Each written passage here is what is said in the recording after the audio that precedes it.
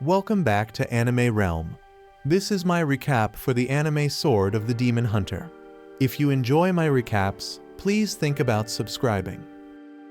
On a bitterly cold night, Suzu is forcibly dragged through the dirt and thrown into a ramshackle shed by her cruel father, his contempt for her unmistakable.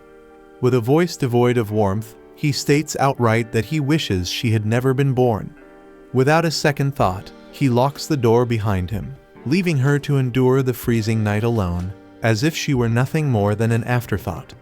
Not long after, her brother Jinta slips outside and runs to let her out. But when he opens the shed, he freezes because she's gone. Panic hits instantly, so he tears through the village in the dark, calling her name, looking everywhere like a man possessed, until he finally spots her crossing the old bridge at the edge of town. He runs to her, breath ragged, and tells her how sorry he is, sorry for not standing up to their father, sorry for being too weak to protect her, knowing full well that any attempt to protect her would only land him in trouble. Suzu was born with a demon eye in feudal Japan, has long been branded a cursed child, and treated as nothing more than a worthless pest. Aware that her fate is sealed with such an affliction, she tells Jinta to just go home without her. After a long, heavy moment of silence, Jinta, overwhelmed by love for his sister, declares that he cherishes her more than the rest of their family. So he takes her hand and pleads with her to run away with him. They take off together with no clue where they're headed,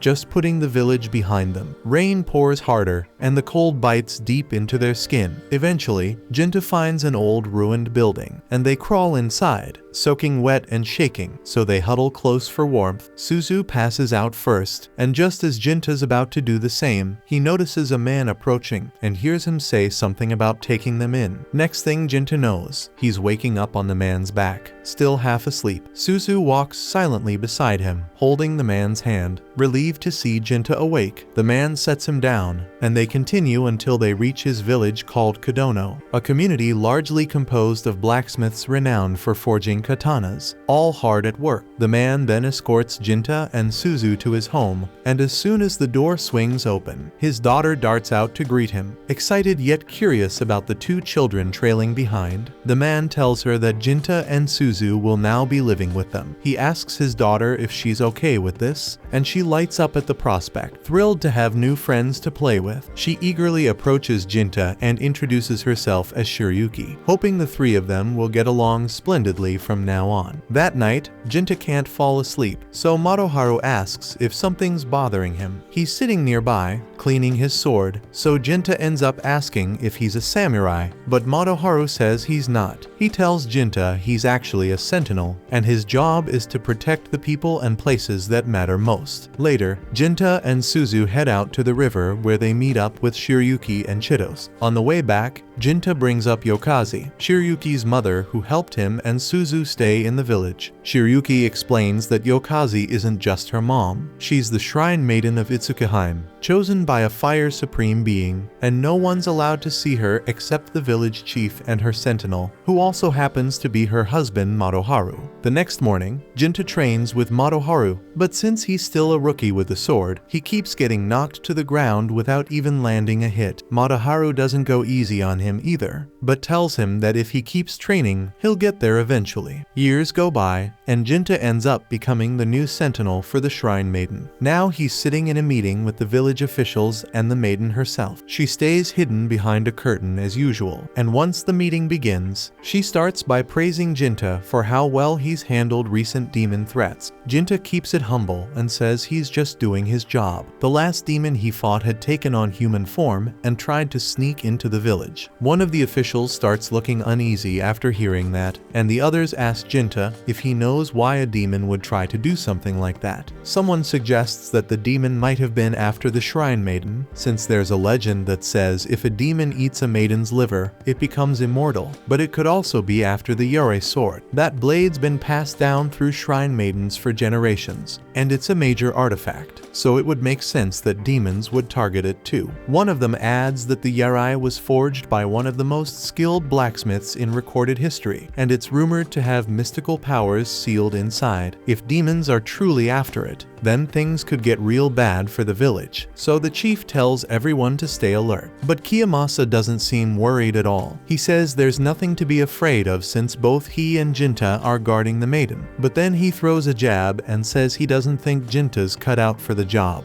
That's enough to set Jinta off, and the two of them look like they're about to argue. But before it goes too far, the chief steps in, along with the maiden, and tells them both to shut it. The meeting wraps up, and everyone starts leaving the shrine, everyone except Jinta, since it's his job to stay and protect the shrine maiden. Once they're alone, the shrine maiden finally steps out of her room, and it turns out to be Shiryuki. Jinta immediately questions her, asking what the hell she's doing showing herself like that. She's supposed to keep hidden, but Shiryuki brushes it off because she and Jinta have known each other forever, and she doesn't see the point in pretending to be formal around him. She casually mentions that Suzu's here too, which catches Jinta off guard. The shrine is supposed to be off limits to outsiders, especially regular villagers like Suzu, so technically she's not supposed to be here at all. When they find Suzu asleep nearby, she looks exactly the same as she did years ago, like time hasn't touched her. She jumps up the moment she sees Jinta and lights up, happy to finally see her big brother again. He's been so busy hunting demons that she barely ever gets to spend time with him anymore. But even though Jinta's happy to see her too, he doesn't hold back and scolds her for sneaking into the shrine. She tries to argue, saying it's not fair that Jinta can see Shiryuki whenever he wants. But she can't. Still, rules are rules, and Jinta tells her flat out to go back home. After Suzu leaves, the village chief shows up again, saying he needs to talk to Shiryuki about something important. He asks Jinta to give them some space, but Jinta refuses at first. He's her sentinel, and he's supposed to stay close no matter what. But Shiryuki steps in and tells him to take the rest of the day off. After a short pause, he gives in and heads out. Meanwhile, beyond the village walls, two demons are tracking Suzu. Her demon eye caught their attention, and they've made her their next target. Later that evening, Shiryuki sneaks out of the shrine and meets up with Jinta because there's something serious she needs to get off her chest. Earlier, during her talk with the chief, he told her that she needs to start preparing to produce an heir just in case something happens to her. With the recent demon attacks, it's not that far-fetched. If she dies, someone has to take her place, so the decision was made, and she's going to marry Kiyomasa. He's the chief's son, and he's expected to take over the village one day anyway. Jinta finds himself conflicted by the news, and Shiryuki too is far from pleased. In a moment of vulnerable honesty, she confesses that she is in love with Jinta, and had even planned to ask him to run away together to start a new life. However, she knows he would never agree because Jinta had sworn an oath to protect this village, dedicating years of rigorous training to become strong enough to defend it. Shiryuki too took a solemn vow when she became the shrine maiden, so running away now would be nothing short of an insult to everything they have both sacrificed and built. More time passes, and Jinta finds himself called into another meeting. This time, it's to report a demon sighting in the forest. Without hesitation, he's assigned to take it down, and he gets ready to head out immediately. But just before he can leave, Kiyomasa steps in and blocks his path. He brings up the obvious, surely Jinta's heard by now that Shiryuki's going to marry him, so he doesn't get why the damn Jinta's acting like it doesn't bother him. Jinta keeps a straight face and tells him there's nothing to be upset about because all that matters to him is keeping the village safe and protecting the shrine maiden, and that's it. The crazy part is that Kiyomasa isn't even trying to gloat because he knows exactly how this looks. He knows Jinta and Shiryuki love each other, and even if he's the one marrying her, none of it feels right. It just feels messed up.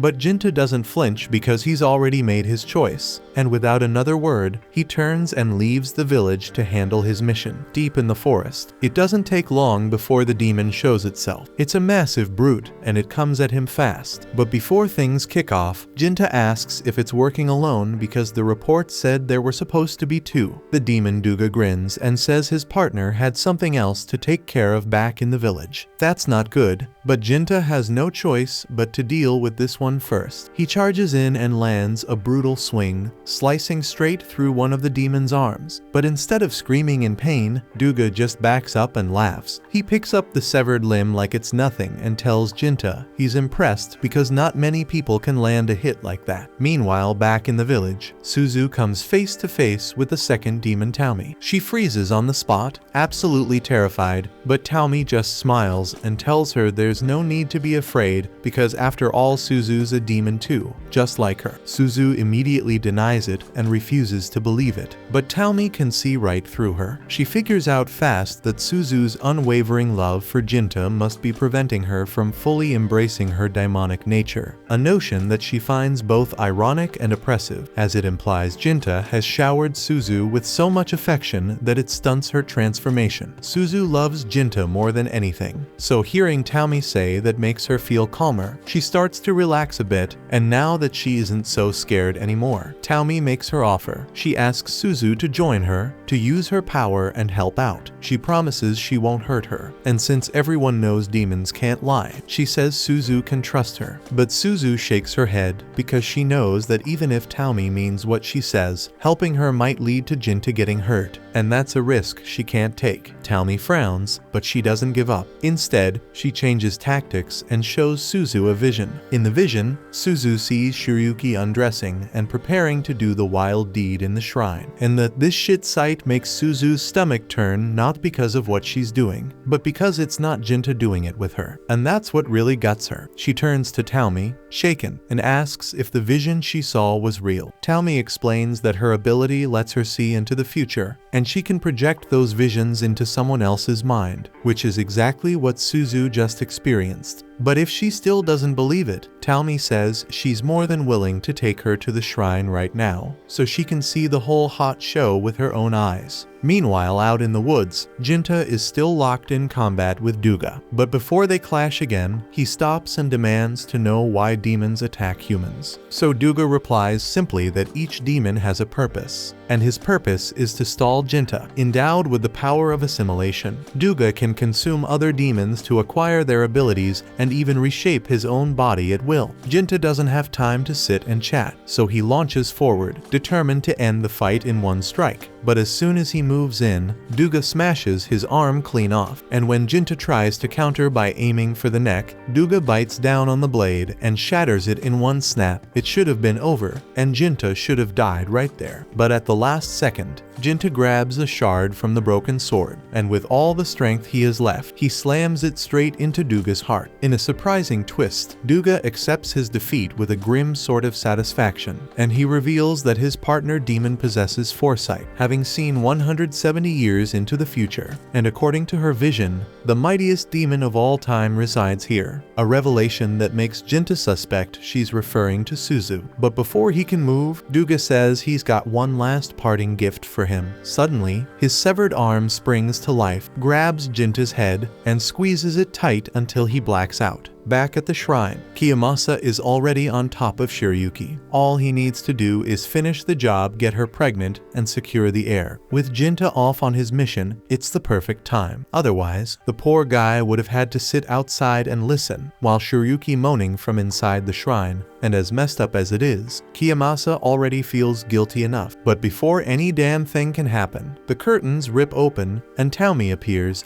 dragging Suzu behind her to show her exactly what the hell is going down, and that shit show makes Suzu breaks. In the meantime, Jinta wakes up in the middle of the forest. Somehow, his arm is back, restored like nothing ever happened, but there's no time to question it. If Taumi really made it into the village, then Suzu could already be in danger, so he gets up and takes off running, full speed toward home. At the same time, Suzu is stuck trying to process everything she just saw. Watching Shiryuki and Jinta in love was already hard, but she swallowed it all for the sake of Jinta's happiness. She even refused to grow up, kept herself frozen in that same small body, just so she wouldn't be a burden on their relationship. But now she finds out Shiryuki is marrying someone else, so that was it. That was the last crack before everything shattered, and her mind breaks because she couldn't believe Shiryuki would throw Jinta away like that. Then, with a few twisted words from Taumi, Suzu completely snaps and decides that Shiryuki has to die. Her demon power erupts like wildfire, and the entire room floods with black smoke, and her body begins to change, maturing into her adult form in a matter of seconds. Kiyomasa grabs the legendary sword and charges at her, but before he can even swing, Taumi steps in and knocks him out cold. Then she drags him outside, saying she has her own plans for him. And just like that, Shiryuki is left face to face with Suzu. Not long after, Jinta arrives at the shrine, relieved to find that Shiryuki is still alive. He rushes to embrace her, only for his relief to turn to horror because a split second later, Suzu slashes off Shiryuki's head. Stunned into silence, Jinta watches as Suzu steps from the shadows, holding the severed head in her grasp like it's nothing. When he demands to know why she did it, Suzu launches into her explanation about the marriage, about the betrayal, about how it wasn't fair. But Jinta doesn't care because he already knew, and even if he didn't, it still doesn't justify killing her. So at that moment, he realizes that the Suzu he once cared for has vanished, and now with Shiryuki dead, Jinta realizes he has nothing left to care about. Only vengeance. As the battle within him intensifies, a demonic arm begins to merge with the rest of Jinta's body, transforming him into something altogether different. His expression turns ice cold, and his eyes are filled with nothing but hate. And when he looks at Suzu now, it's not with sadness, it's with pure disgust. She can't understand why, because all she ever wanted was to make him happy, and that's all she tried to do. But the look in his eyes tells her everything. He's done with her, just like everyone else. So she decides to end it. If Jinta's going to turn his back on her, then she'll kill him too, and she drives her blade into his stomach. But nothing happens, and Jinta doesn't even flinch. So in the next second, he drives his fist straight through her chest. Suzu collapses, gasping, blood pouring out of her. But she's not dead yet. So as Jinta moves in to finish her, Taumi throws herself in the way. She takes the full hit, sacrificing herself to save Suzu one last time. As she starts fading, she tells Suzu to leave and run while she still can. Suzu stumbles away, weak and broken, but alive. And just before she disappears, she turns back one final time and tells Jinta that she has nothing left and that this world took everything from her, and no matter how long it takes, she'll be back. And when she returns, she'll burn it all to the ground, and on the final day, she'll kill him for betraying her. Hearing her vow, Taumi's eyes gleam with wild excitement, because she believes that by fulfilling Suzu's promise of vengeance, she has finally accomplished her purpose. Her maniacal laughter reverberates, inciting Jinta's fury as he struggles to understand how the hell they could regard needless death as their ultimate goal. Taumi, sensing his outrage, calmly reveals that in the far future she saw, demons don't exist anymore. Humans had evolved so far that demons faded into myth. But now, with someone like Suzu alive and fully awakened, the bloodline won't end, and she smiles one last time and fades away for good. Later, tragedy strikes in Kadono as a massive fire devastates the land and homes. Amid the ruins, Jinta cradles the lifeless body of the princess, consumed by guilt for failing to protect her, and he fervently confesses his love for her. The following morning, while the villagers begin rebuilding from the ashes, Jinta prepares to head out. That's when the village leader greets him warmly and learns of his plans to venture forth and defend humanity against the looming threat of a demon lord, whom some fear might even be Suzu. The old man, with sorrow in his eyes, wonders if Jinta can truly bring himself to slay his own sister. In response, Jinta bitterly declares that he has no choice but to harbor hatred for the one who murdered the woman he loved, even as he hopes for a more merciful resolution to come. But before departing, the village head presents Jinta with a revered Yarei sword, declaring that henceforth he shall be known as Jinya, though Jinta feels unworthy of such an honor. The elder explains that the demise of the Itsukihime lineage left a void that only someone of Jinta's character could fill. In a moment of contrition, the old man falls to his knees and apologizes for forcing the princess into marriage with Kiyomasa, insisting that his actions were meant only to appease his son, not to benefit Kadono. Jinta, despite the bitterness in his heart, accepts the apology and helps the man up, then sets off on his journey with the hope of one day saving the people from the coming calamity. As he departs, The chief vows to erect a shrine in his honor and name it Jinta Shrine so that if he ever returns, the village will remember the hero he once was. But before he leaves, Chidos rushes up to him, tearfully reminding him that she still sees him as the caring big brother he used to be. Gently, Jinta reassures her that he will return someday. With the village fading into the distance behind him, Jinta reflects on the demon's unsettling contentment in fulfilling its grim purpose. Steeling himself for the long and arduous journey ahead, he marches onward. After many years of travel, he finally arrives at a remote temple, where he meets a young girl whom he believes to be the temple's Miko. By the 1850s, Jinta, now known as Jinya, had built a strong reputation as a demon slayer.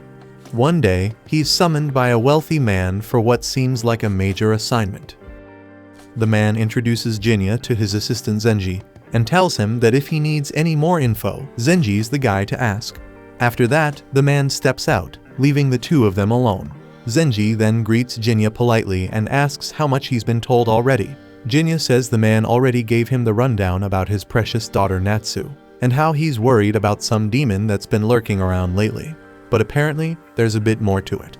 Jinya's actual role is going to be serving as Natsu's personal guard, because ever since she hit 13, she's been hearing some creepy voice outside her room at night. The demon keeps saying creepy stuff like "return my daughter to me," and now she's terrified it's going to snatch her. But before Zenji could go into more detail, the door burst open, and Natsu stormed in, clearly upset and looking for Zenji. Her eyes immediately lock onto Jinya, and she assumes this must be the bodyguard her father mentioned. But when Jinya tries to introduce himself, she shuts him down fast. She wants nothing to do with him and tells him to get lost, accusing him of being some sketchy wannabe demon hunter just trying to scam her family. Zenji tries to calm her down and explains that her father searched high and low for someone legit, and that Jinya is the real deal. But Natsu isn't having any of it. She demands that Zenji throw him out. That night, Natsu's still wide awake, too anxious to sleep. She's convinced the demon is coming back, so Zenji decides to keep watch outside her room to help her feel safe. Jinya would have been the smarter choice for this, but since she basically kicked him out, Zenji's stuck taking his place. He's not exactly confident he'd be any good in a demon fight, but he promises to stay right there until morning if it helps her sleep better. Natsu really appreciates him being there, but she's still disappointed. Even Zenji seems like he doesn't totally believe her story. Her dad didn't believe her either, because why else would he hire some random wandering samurai instead of someone trusted? Zenji admits he doesn't know if her father truly believes in demons, but what he can say for sure is that the man genuinely cares about her. He wants her safe, even if they don't share blood. Right then, Natsu hears that same creepy voice again, and that damn voice makes her almost piss herself. She panics and pleads with Zenji to do something, but the second he lays eyes on the demon, he's just as shaken as she is. He tells Natsu to stay locked in her room while he tries to handle the situation himself. Except he has absolutely no clue how the hell he's supposed to fight something like this. The demon then moves closer, so Zenji braces for the worst, but right before its claws reach him, the damn thing's arm flies off clean in a flash. Jinya then steps out of the shadows, calmly asking the demon to identify itself. But when it doesn't respond, he doesn't wait around. With one smooth, heavy strike, he cuts it clean in two. The demon collapses and vanishes into black smoke, which means for now, Natsu and Zenji are safe. Natsu instantly recognizes Jinya as the guy she threw out earlier, and he turns to her, asking if she still thinks he's some kind of con artist. She stares at the fading smoke and asks if the demon is really gone. But Jinya tells her it's not that simple. In his experience, demons don't stay dead unless they fade into white mist, so the fact that this one turned black, it's definitely coming back. The next day, Zenji formally thanks Jinya for saving them. And since they both know the demon's not done yet, Zenji asks him to stay another night. Jinya agrees without hesitation, but he has a few questions, specifically about Natsu. Ever since he heard that thing whisper "return my daughter to me," he's been wondering if there's something deeper going on. Zenji nods and starts explaining. Natsu's biological parents were distant relatives of the boss, but they passed away some years back. The boss took her in and raised her like she was his own. And if Jinya's worried she might be some sort of demon child, Zenji is quick to shut that idea down. If she were, there's no way the boss would have taken her in. His hatred for demons runs deep because his wife was killed by one. And after that, his son disappeared and was never seen again. The man's lost everything to demons, and he despises them with every part of his soul. That evening during dinner, Natsu sits across from her father. He asks how things are going with her new bodyguard. She admits that she had her doubts about Jinya at first, but after what she saw last night, she's convinced that he's legit. Still, she wants to know why her father chose him of all people. He leans back and explains that lately, there have been more demon sightings around Edo Town. And not just that, there's also been talk of a wandering swordsman who can kill any demon with a single blow, as long as he gets paid. Her father checked into it himself, and the rumors were true.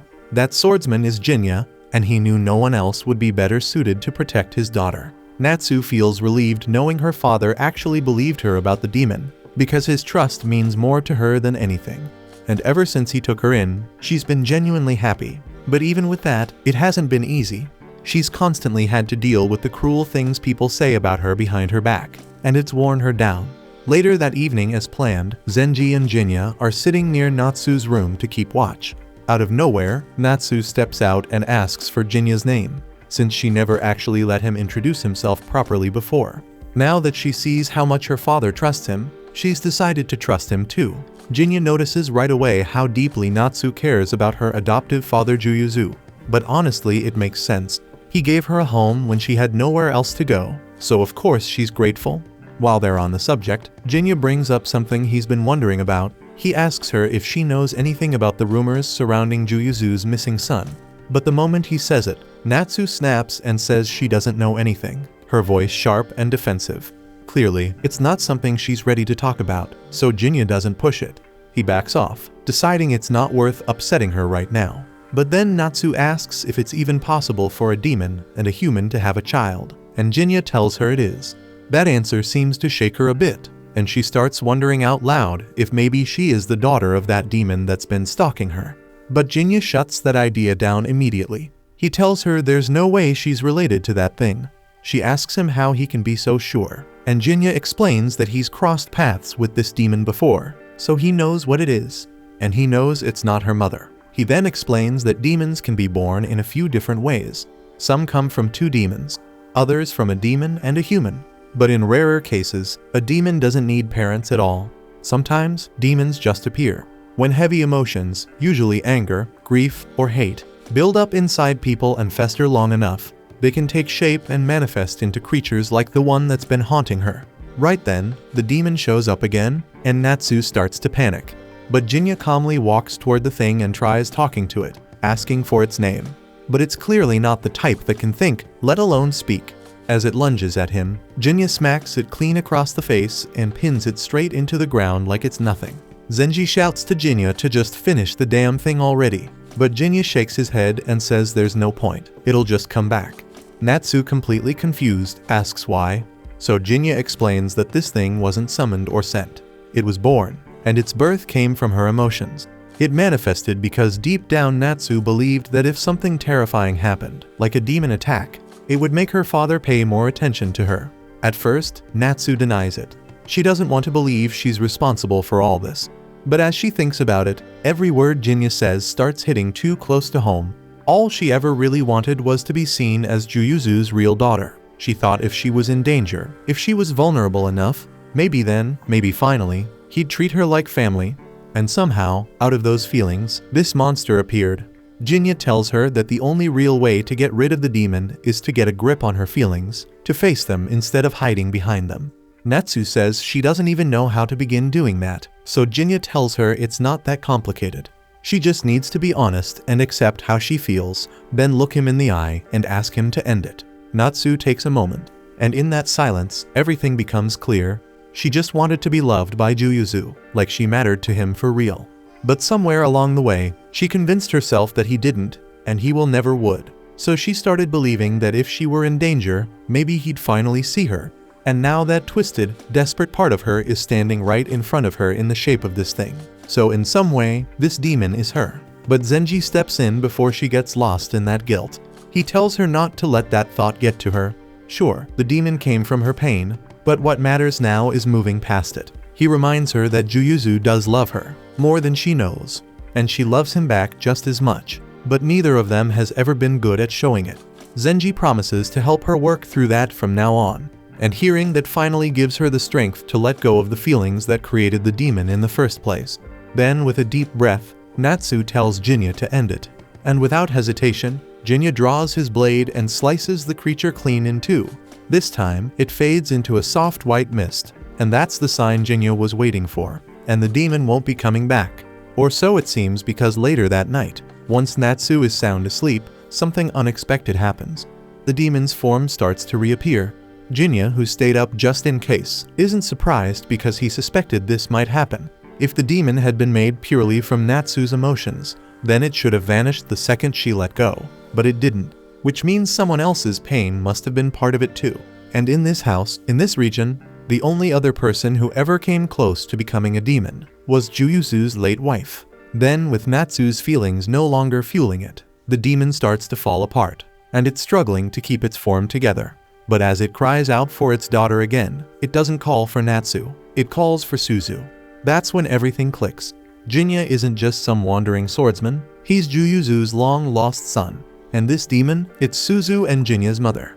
The thing is, Jinta doesn't really remember much about his mother from when she was alive. But even so, seeing what she became hurts him, so the only thing he can do now is set her free, to give her the peace she was never able to find on her own. The next morning, Jinta gets ready to leave. As he's heading out, Zenji and Natsu come to see him off and thank him one more time. But Jinta just waves it off, saying he's already been paid, and truth be told, this was something he needed to do anyway. Natsu tilts her head confused, so Jinta explains that with age comes perspective. Looking back now, he can see things more clearly than he ever could back then. He always thought taking Suzu and running away was the right thing to do.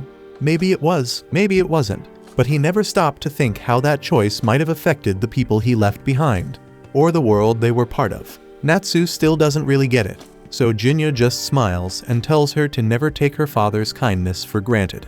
He then turns around and walks off, and a short moment later, Juyusu steps outside. Zenji asks why he didn't come out sooner to say goodbye, but Juyusu shrugs. He didn't need to because he already knew Jinta would handle everything. Zenji asks how he could be so sure. Why put so much faith in a guy he barely knows? But Juyusu simply says that it's only natural for a father to believe in his son. They still haven't figured out that Jinta is his son, and he doesn't plan to explain anything to them. Then he tells Zenji to quit standing around and get back to work before he ends up demoted. Not wanting to push his luck, Zenji hurries off to his duties, leaving Juyusu standing there alone. Right before he turns to leave, Natsu calls out to him. She asks if there's anything she can do to help around the estate. He raises an eyebrow and asks why she's suddenly offering. She says Jinta told her she should try to repay her father's kindness, and that gets a rare smile out of Juyusu. It means a lot to him to know that Jinta still sees him as someone worth respecting. But he gently tells her that she doesn't owe him anything, because the best thing a child can ever do for a parent is live a good, happy life. He then goes inside, leaving Natsu so happy by his words, but she still wants to help around, so she goes after him. The story then moves forward to the year 1853, where we find Jinta seated at a modest soba shop, waiting for his meal. The owner's daughter carefully brings the soba to his table, and her father watches with quiet pride, pleased to see that she's learning the ropes. The shop owner strikes up a conversation, mentioning that there's been disturbing talk lately, rumors about a serial killer haunting the streets. With a worried glance at his daughter, he admits it's starting to make him nervous. He sighs and says he wishes the emperor would just pull himself together already, but Jinta quickly tells him to watch his mouth. The owner agrees, laughing awkwardly. Last thing he wants is for his shop to be burned down barely 10 days after opening. He admits he actually got this place for cheap after buying it from the previous owner. But now he's wondering why Jinta's been showing up for soba 5 days in a row, considering how empty the place always is. His daughter warns him that he's probably going to scare off the one customer they do have, but the owner waves it off, saying they're just making small talk. Then he turns to Jinta and asks how the soba tastes. Jinta gives it a straight answer. It's not bad, just plain. The owner chuckles and admits that he doesn't have much talent for cooking. He only makes soba because he loves it. Jinta can't help but ask why he even opened a shop, and the man simply says he had his reasons. After finishing his meal, Jinta pays the bill, and the owner casually notes that he seems to be doing all right financially for a Ronin. Jinya shrugs and says he earns his money by slaying demons. The owner laughs, thinking Jinya is joking, but Jinya just heads for the door without another word. Before he can leave, the owner stops him and brings up something strange. According to the rumors, this so-called slasher doesn't use a sword.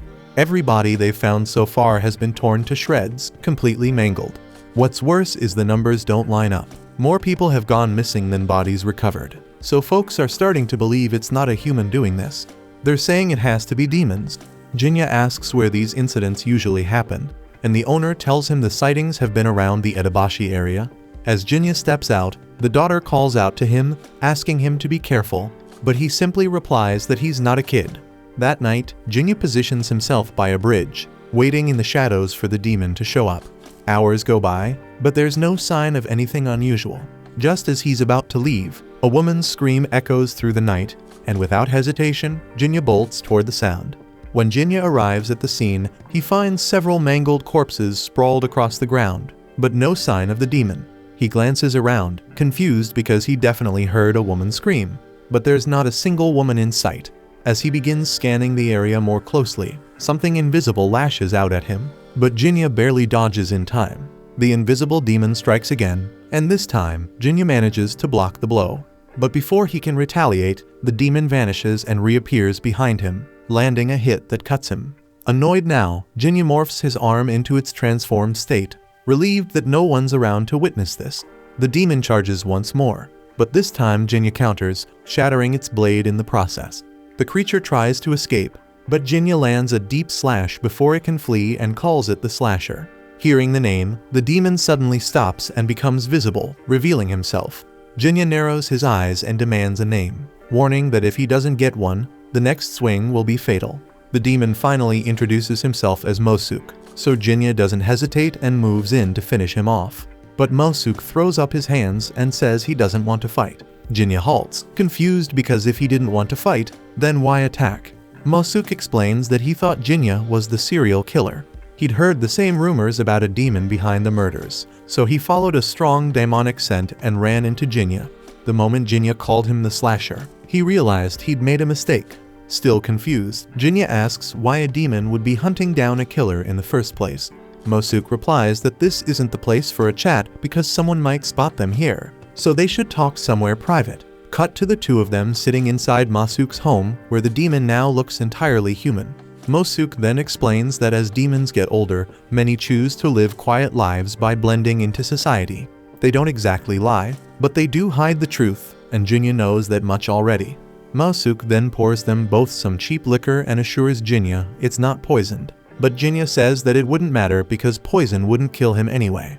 As they drink, Mosuk explains that he's just a regular villager, scraping by in a dingy back alley house, but Jinya knows better. Mosuk is a demon, a rare kind capable of completely erasing his presence from the world, and Mosuk explains that his ability is called invisibility. He's one of the superior demons, the kind that's lived for over a century. Jinya's surprised because he expected someone that old to be a lot stronger. But Mosuk chuckles and explains that the title superior refers to their awakened abilities, not their raw strength. In fact, some superior demons like him are physically weaker and slower than even the average demon. Jinya gets the sense that Mosuk really isn't the killer, and Mosuk knows Jinya isn't either. Jinya decides to believe him, but something still doesn't sit right. If Mosuk thought he was the Slasher, why did he go straight for the kill instead of confirming it first? Mosuk admits it was personal and asks Jinya if he's heard the rumors about the disappearances. Jinya says that he has, and he even confirmed it himself earlier when he heard a woman scream but found no trace of her body. That's when Mosuk tells him the truth. The Slasher only kills men on the spot, but women are abducted. Jinya asks how he can be so sure, so Mosuk clenches his fist and tells him that the demon took his wife. Her name was Hatsu, and she was a kind-hearted human, and she accepted him even though he was a demon. A month ago, she vanished without a trace. 10 days later, her body washed up by the Kanda River. The officer he spoke to said she'd been horribly violated before she died. Mosuk's voice shakes as he talks. Hatsu was a bright light, sweet, sociable, and the only one who ever looked at him with genuine love. And she didn't deserve what happened to her. Mosuk admits he's never cared much for humans, but he loved her with everything he had. Now, all he feels is rage. pure hatred for the thing that took her from him in such a vile, unforgivable way, and he swears that he'll get revenge, so he asks Jinta to step aside, to leave the killer to him. But Jinta refuses, so Masuke asks why, and Jinta simply tells him that it's his job to slay demons. Masuke gets it, so in that case, they'll do this together. But when they find the slasher, he wants to be the one to finish it. That's when Jinta stops him and asks if revenge is really what he's chasing. Masuke stares at him for a second, then asks if he doubts him. Jinta says no, it's not about doubt. But no matter who's behind this, human or demon, someone's life is going to be taken. So you need to be sure you're ready to carry that weight. Masuke tells him demons don't lie, not even to ourselves, and that goes for how we feel too. And with that, Jinta agrees that they'll handle this together. The next night, we see the two of them scouring the city, gathering information about the slasher. They question everyone they can, but come up with nothing. It's frustrating, and they're not exactly thrilled about their lack of progress, but they know they'll have to keep pushing. Later on, the two of them are back at Masuke's place, sharing some sake, and Masuke decides to ask Jinta a question that's been on his mind: why does he hunt his own kind? Jinta says it's mostly for the money, and there's no shortage of humans who hate demons, and they're willing to pay a pretty sum to see them wiped out. Masuke figures there's more to it than that though, because he doesn't see Jinta as the kind of guy who kills without reason, so he presses him about the real reason. Jinta leans back and says it's also about power because he's on a mission to stop a certain demon. And that surprises Masuke because Jinta did say that he wants to stop it, not kill it.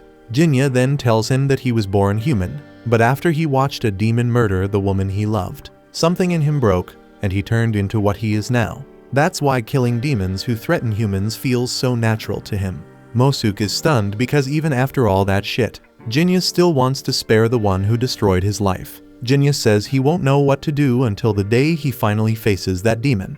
Until then, he needs strength first. Masuke admits it's a lot to unpack, but Jinta just says that he is being spineless.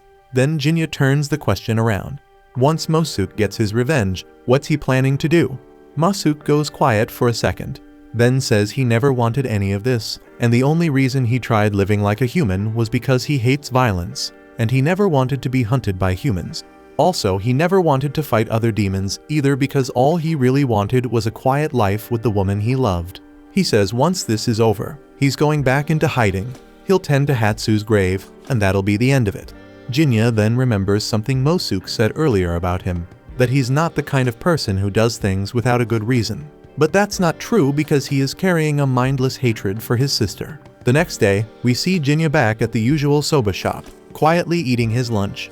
The owner's daughter walks over and casually asks if he's had any luck tracking down the slasher, but he tells her that things aren't going so well. The owner then grumbles that making a living is damn near impossible these days. Jinta agrees, then nods toward the girl and says that with a cute waitress like Afu, they should be packed by now. But maybe people in Edo were just too busy to notice, so the owner smiled, glad someone thought his daughter was beautiful. Jinta says with confidence that 8 out of 10 people would probably agree with him, and the owner grins, telling him he's got good taste. But Afu quickly steps in and tells her father not to get ahead of himself. He reminds her loudly that she's never even had a relationship before, saying maybe this is a good chance for her. Embarrassed, Afu cuts him off, asking him not to put Jinta on the spot. She tells him not to worry because she'll leave the nest when the time is right, but for now, she just wants a little more time to be his daughter. Her father quiets down, understanding what she means. She then turns to Jinta with an apologetic smile and says sorry about all that, but Jinta doesn't mind one bit. In fact, he says she's lucky to have a father like that. She's proud of her old man, but it makes her wonder what Jinta's father was like. He explains that he has a younger sister, but their father never treated her right, said she didn't belong in the family and beat her for things she couldn't control. That's why Jinta took her and ran away from home, but it was a long time ago. She gently asks him if he hates his father for that, but Jinta says no, and he gets it now why his father acted the way he did. It doesn't make it right, but he understands. Later that night, Jinta is once again out patrolling with Masuke, searching for any signs of the slasher. But the trail is cold and nothing so far. Masuke mentions that there haven't been any new sightings recently, so there's no point in wandering around blind. Just then, he notices a figure standing by a tree, and it turns out to be Afu. Jinta tells him she's the daughter of the soba shop he always visits, and Mosuke quietly notes that it's not safe for her to be out this late. So Jinta nods and starts walking toward her.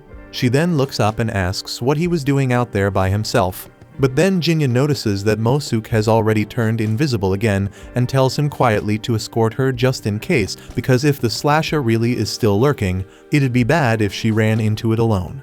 Jinta then asks Ofu what she's doing out here at this hour. She smiles and says she was just out admiring the cherry blossoms, but Jinta points out these aren't cherry blossoms, they're willows. She laughs a little and gently corrects him, saying that these are called snow willows. Technically, they aren't true willows, and they're not quite cherry blossoms either. They just resemble willows in how they hang, but they belong to the same family as cherries. So basically, it's not a cherry blossom, and it's not a willow. It's a little bit of both, and yet neither. Jinta looks at it for a moment and says it's a pitiful kind of plant. But Ofu disagrees, and she thinks it's beautiful. Even if it doesn't perfectly fit into either category, it still blooms lovely flowers every year. She doesn't know what the plant feels exactly, but if it were really sad and empty, it wouldn't keep blooming the way it does. So no, it doesn't need his pity because it'll keep blooming every spring, no matter what people call it, and that's just how it lives. Jinta looked at the flower again and realized she was right. That really was its way of life. He then tells her they should head back because her father's probably worried sick by now, and she nods. As Ofu and Jinta strolled to her place, Ofu mentioned that he seriously needed to chill more often. He raised an eyebrow, wondering if he really seemed that wound up, and she shot back that yeah, he totally had that broody, overthinking energy, always pushing himself past the limit. He couldn't argue with that, and he admitted she might be right. His whole life revolved around one damn thing, the purpose he was born to carry out. She has no idea what this purpose even is, but she tells him he should ease up once in a while. Life's gotta be dull if all he does is chase after some goal non-stop. Still in his mind, that's all he's got. And he tells her flat out that he can't take her advice, not even if he wanted to. A second later, she notices some flowers along the path and stops to admire them, pointing out that they're winter daphnes. She explains that these blooms start budding in the fall and tough it out through winter, only to bloom come spring, so that bloom means spring's officially arrived. She then points to another patch, and when she tries to tell him what kind they are, he tells her that they're chickweed. He mentions that boiling chickweed stalks makes a great stomach remedy. Back in his village, it was a go-to cure, especially for a childhood friend of his who loved sweets so much that she'd always end up with stomachaches. Ofu laughs, saying that girl sounds like a fun one, and he admits he was always dancing to her rhythm. Hearing that, Ofu starts to think there's more to his story than he lets on. He enjoys soba, he stops to admire flowers, he holds on to warm memories from the past. Clearly, he's more than just someone chasing a purpose. She gently tells him that being so locked in on one goal is blinding him to the rest of the world. She asks him to slow down sometimes, take a moment to live in the now. If he does, she's sure he'll see things he's never noticed before. Not long after, they arrive at her house and notice that the lights are still on, so Jinta realizes her dad must have stayed up waiting for her. She then thanks him for walking her home, and as she turns to leave, he asks if she'll teach him more about flowers sometime, but next time preferably while the sun's still out. She smiles and agrees, then heads inside. That's when Mosuke turns off his invisibility and comments that Ofu seems like a good woman. Jinta nearly jumps, completely shocked that Mosuke had been tailing him the whole time. Mosuke dodges the question and walks off, saying he's heading out to keep looking for the slasher. And once again, the night ends with Jinta camping out on the bridge, waiting in silence for the killer to show. A drunk guy then stumbles past Jinta, and right then, the slasher shows up out of nowhere and attacks him. The woman behind them drops to her knees in shock, and that's when Jinta finally gets a good look at the slasher for the first time. It lunges at him, but he blocks the strike, and the girl, still in disbelief, starts to panic. Jinta warns her to stay put if she wants to stay alive. Then he moves the fight away from her to keep her out of harm's way. But the slasher sees an opening and tries to circle back and go after the girl. Before it can get close, Mosuke jumps in and pulls her to safety, while Jinta follows up with a counterattack. Realizing it's completely outmatched, the slasher decides to bail and shoots off into the air to escape. After it's gone, Jinta apologizes to Mosuke for letting it slip away, but Mosuke brushes it off, saying it was tougher than he thought it'd be. Still, he's going to track it to find out where it's hiding. Jinta tells him to be careful and keep his distance, and Masuke nods, assuring him he has no plans of dying anytime soon. He takes off after it, and once he's gone, the girl behind Jinta asks for a hand getting up. He helps her up, and she gives him a look, saying his grumpy attitude really takes her back. She wonders if he still remembers her, and when he looks closer, he realizes it's Natsu. She's happy he still recognizes her, and he points out how much she's changed. It's been 3 years after all, and she's surprised that he hasn't aged a bit. He jokes that he's immune to aging, and she laughs it off like he's messing with her. Curious, he asks what she's doing out here this late, and she explains she was heading home after dropping off a delivery to one of their regular customers. He notes again how different she seems. Her smile looks more natural now, and she tells him that just proves she's not a kid anymore.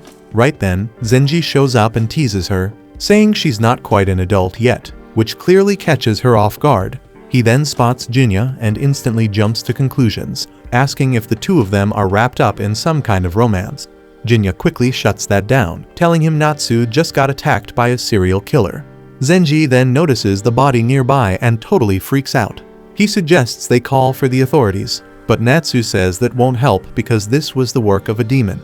Jinta confirms it, saying it's the same demon he's been chasing for a while, and Natsu just got caught in the crossfire. So Zenji then jokes that Jinta really has a habit of surrounding himself with demons, and Natsu turns to ask how he's making a living these days. He told her he was still working as a demon-slaying Ronin, and if she ever wanted to see him again, she could find him at a soba shop in Fukugawa called Kihei. He even offered her a discount if she stopped by.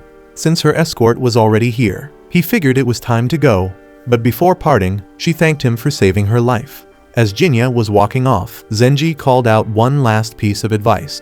If Jinta was still looking for demons, he might want to check out Teramachi Temple. The place had been abandoned ever since the head priest passed away, and locals were saying they'd been hearing a woman's voice echoing from inside. Rumors were spreading that something unnatural might be living there. Meanwhile, Masuke is still tracking the demon through the streets, but he ends up losing it. Just then, a woman's scream cuts through the night, and he rushes toward the sound, only to spot the demon carrying someone. It instantly reminds him of his wife Hatsu, and the rage he's been holding in finally explodes. He chases the demon all the way to Teramachi Temple, slips inside using his invisibility, and what he sees in there leaves him shaking with fury. The demon is devouring the woman it just kidnapped, swallowing her whole, bones and all. That's it. Masuke can't hold himself back anymore. He charges in, dead set on ending the thing, convinced it's the same one that murdered Hatsu. But the demon senses him coming and tears into him with its claws, shredding his gut open. Then it calmly goes back to its meal, chewing through the woman's head while Masuke lies on the ground, bleeding out and wondering if this is how he's going to die, pathetic and empty, without even getting his revenge. Eventually, the demon leaves, and not long after, Jinta shows up. He spots Masuke barely hanging on and kneels beside him. Masuke manages a weak grin, joking that he really made a mess of himself. Jinta asks if he found the demon, and Masuke confirms it, saying it was here, eating women alive. It's the same monster that took his wife. Jinta is stunned to hear that, especially about the eating part. Then Masuke makes one final request. He asks Jinta to avenge him, and hands him a sword forged in Kadono, saying it'll slice through any demon like butter. Jinta promises to do just that, but in return, he asks Masuke to lend him his power. Masuke is relieved and grateful, even that he can still help Jinta one last time, even if it's with his dying breath. Jinta then absorbs Masuke's power, and as he does, he catches a glimpse into his soul. He sees that Masuke had spent most of his life running from demons, constantly looking over his shoulder. But when he finally settled in this town, he began living like a regular human, and for the first time he found peace. Eventually, he met the woman who would become his wife, and over time, they fell in love. When things got serious, he came clean about his true nature, revealing that he was actually a demon. But instead of running away, she looked him dead in the eye and told him she loved him, so human or demon, it didn't matter to her. After seeing that, Jinta finishes absorbing Masuke's power and quietly promises to carry out his final wish. Some time passes, and we see the demon dragging another woman into its hideout and starts feeding. As it eats, it starts recalling the day it first became self-aware. It had already been born into this grotesque demonic body. From the beginning, it had this instinct, this need to kill men. That urge was the only thing it understood at the time. Since then, it had been searching for something. It didn't know who or what it was looking for, just that it needed to go home. But it didn't even know where home was. The only thing it was sure of was that it couldn't return in its current state, so it kept abducting women. It believed they carried something its body lacked. That's why it devoured them, so it could consume what was missing and finally find a way back. Back in the present, the demon continues its feeding frenzy when suddenly, Jinta shows up. He's surprised the creature would come back here after its lair was exposed. Without hesitation, he attacks using invisibility, slicing off one of its hands in a clean strike. The demon lashes back, but Jinta dodges every blow, keeping just out of reach. It bolts across the temple, trying to go on the offensive, and Jinta admits that its power is kind of a pain to deal with. But this time, he is armed with Masuke's power. He dodges every strike again, then drops his invisibility, and lets the demonic aura in his arm flare. He then tells the demon that he's going to end him by using the gift Masuke entrusted him with. Jinta then charges in, vanishing at the last second, and in one clean motion, takes its head off. The demon is still clinging to life, gasping in pain, and Jinta walks up to it, demanding an answer. He asks why it left Masuke's wife's body untouched when it devoured every other woman it captured. If it really was the killer Masuke was hunting, then why didn't it consume her completely? The demon starts crying, saying it needed a body. It couldn't go home without one. Jinta doesn't understand what it's talking about, but he remembers the question the demon asked him earlier if he feasts too. He tells it yes, he does. Except he feeds on demons, the same way it fed on women.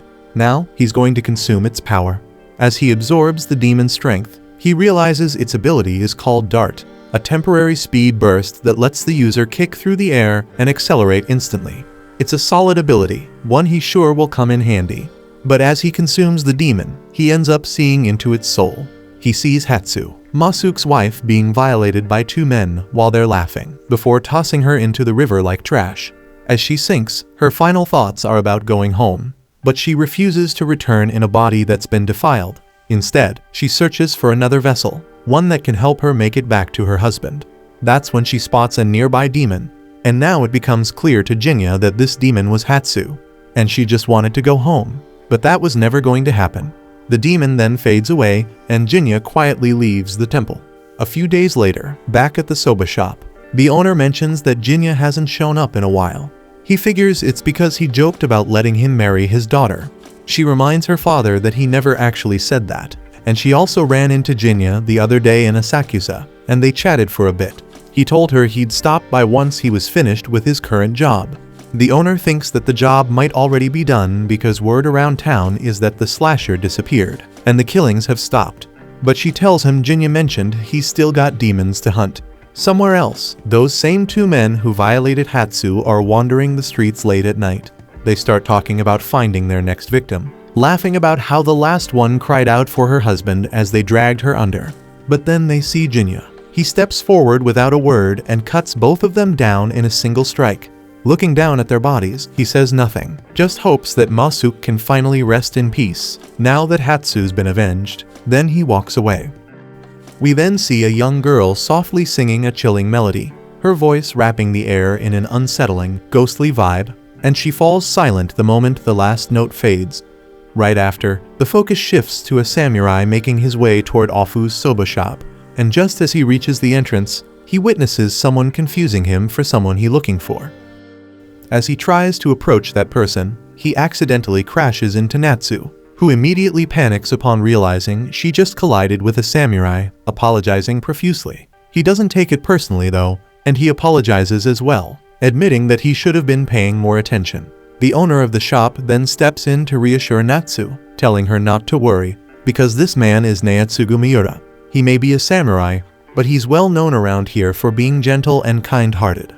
The next morning, we find Naotsugu sitting in the shop again, quietly staring at his soba. But the owner notices that he looks troubled. Curious, the owner asks him what's on his mind, and Naotsugu admits that something has been bothering him. The owner offers to hear him up, and Naotsugu confides that it's about his older brother. The owner is shocked to hear this, since as far as he knows, Naotsugu is the heir to the Miura family, so there shouldn't even be an older brother. But Naotsugu is completely sure he once had an older brother and asks Ofu if she's ever heard of him. revealing that his name was Sadanaga Miura. Afu says she hasn't, and Naotsugu expected as much. Since nobody seems to remember his brother, not even his own damn family, he started questioning his own sanity, but the owner tries to lighten the mood. Afu then chimes in, saying she knows someone who might be able to help, and her father adds that the guy's a regular customer too, and he has a habit of poking his nose into all kinds of strange cases. Naotsugu wonders aloud if the man might be some kind of diviner or shaman, which makes Afu and her father burst out laughing. They explain that he's nothing that fancy, just a ronin who for some reason goes around solving bizarre incidents for a price. The owner adds that although he can come across as intimidating, he's actually very kind, with some funny quirks. He drops by the shop every single day just to scarf down their soba. And right on cue, Jinya steps into the shop. Jinya places his order as usual, and as he eats, the owner jokes that he must really love their soba if he keeps coming back every day. But Jinya casually replies that it's nothing special, he's just grown attached to the taste. Afu then comes over to pour Jinya a refill of tea, and he notices that she's gotten a lot better at waitressing. She's happy to hear the compliment, and asks him what progress he's made recently. Jinya tells her all about the different flowers he's been learning about lately. He admits that plants are surprisingly fascinating, and now he can't help but notice all the flowers blooming by the roadside. Hearing that, she smiles and tells him that since they've already covered all the seasonal plants, it's time for her to start teaching him about mythological flowers next. Just then, Naotsugu interrupts their conversation. Naotsugu says that he heard Jinya is someone who deals with rumors of demons and other weird phenomena. Jinya confirms that's true, and Naotsugu asks if he could possibly help him solve a mystery. But Jinya refuses, saying that his specialty is limited to demon slaying, and unless demons are involved, he's not going to be much help. Naotsugu seems to understand but leaves looking pretty disappointed. After he's gone, the owner asks Jinya if he could reconsider and lend Naotsugu a hand. He explains that Naotsugu is looking for his missing big brother, and he's been worried sick about it. Afu chimes in too, urging Jinya to help, and after a moment, Jinya agrees since he does owe them both a favor. He's still curious though why they care so much, and the owner just laughs and says it's because Naotsugu is one of their rare regulars. The scene then shifts to Jinya running into Natsu at a little tea stall, and she's surprised to bump into him there. She orders some tea and a matcha while he sits down nearby. While waiting for her food, she asks him if he likes matcha, and he says he does. Her order soon arrives, and while she's eating, Jinya casually asks her when she and Zenji are finally getting married.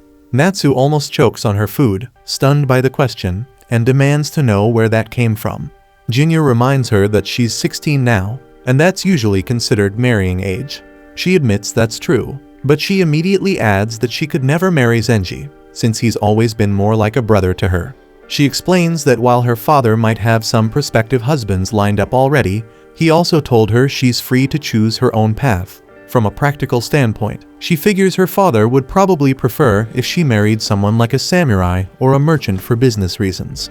Curious, she then flips the question back at Jinya, asking him what he thinks about marriage. He shrugs and says that nobody would ever want to marry a weird ronin like him, who doesn't even have a stable job. Natsu agrees with a laugh, but she also says that eventually everyone has to settle down at some point. She then asks him how old he is anyway. When he answers that he's 31, she's genuinely surprised to find out he's older than Zenji. She then leans in a little closer, studying him with curiosity, and points out that he doesn't really look that old, asking if he has some secret to staying young. Jinya simply says he has no idea, brushing it off. He then stands up, saying that he has work to get back to. Natsu wonders if it's another demon hunt, and he confirms it is. She questions why he's so fixated on hunting demons, when with his sword skills, he could easily land a much more stable job. But Jinya doesn't have a real answer for her. He admits that even he isn't sure why. Still, if he had to give her a reason, he says it's simply the only path he knows how to walk. Natsu smiles, telling him that he usually comes across as so dry and detached that she sometimes wonders if he even cares about anything. But hearing him open up, even just a little, shows her that deep down, he's just a regular guy with worries like anyone else. She laughs and tells him to stop speaking to her so formally from now on. With that, she bids him goodbye, playfully warning him not to brood too much, or else he's going to end up with permanent wrinkles on his forehead. The scene then shifts over to Naotsugu's home, where he is getting ready to leave. His mom sees him off and immediately guesses that he's heading out to search for his brother again, and his silence says it all. She reminds him once more that he's the sole heir to the Miura family and insists he never had an older brother. But Naotsugu firmly replies that he remembers his brother clearly. She knows he's been wandering the slums and red light districts, chasing after shadows. She begs him to give up the foolish search and start behaving like a proper samurai, one who serves his lord with dignity. But Naotsugu remains stubborn and says that he'll fulfill his duties, but only after he finds his brother. With that, he excuses himself and walks away, even as she calls after him. As Naotsugu dashes off through the streets, he recalls a conversation he once had with his brother. His brother said that it wasn't houses or land that made people, it was people who made homes. His brother also believed in loyalty and dedication, but refused to compromise his own beliefs for the sake of duty. Then Naotsugu wonders where his brother could be now. Just then, Jinta appears beside him, asking if he's heading out to continue the search, and Naotsugu is caught off guard but relieved to see him. Jinta tells him that he's decided to take a closer look into his situation, although he warns that he can't guarantee they'll find any answers. Naotsugu says that's perfectly fine, he's just glad someone believes him. Jinta then immediately gets to the point, asking Naotsugu about the events leading up to his brother's disappearance, but they decide to take the conversation somewhere more private before going into the details. The scene then shifts to the two of them seated at the soba shop, and Naotsugu can't help but take notice of the katana hanging at Jinta's side. It's clearly no ordinary blade, its craftsmanship is far too refined. Curious, Naotsugu remarks on how odd it is for a Ronin to carry such a high-quality weapon, and wonders aloud whether Jinta might have come from a samurai lineage. Jinta shakes his head, explaining that he didn't. He recounts how he once stayed in a remote mountain village known for its forge bellows, home to blacksmiths who specialized in crafting katanas. While there, he served in a role that required him to wield one, and now he serves a similar purpose once more. The blade he carries was authorized by the shogunate, so he has official permission to keep it at his side. Naotsugu hazards a guess, asking if Jinta might be from Kadono. Jinta raises an eyebrow, impressed by the accuracy.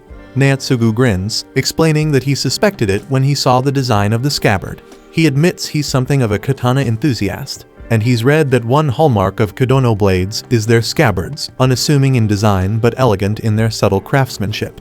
Jinta confirms that this particular blade was once a sacred artifact enshrined in the village. It ended up in his hands due to circumstances he'd rather not get into. Naotsugu leans in, intrigued, and asks for the blade's name.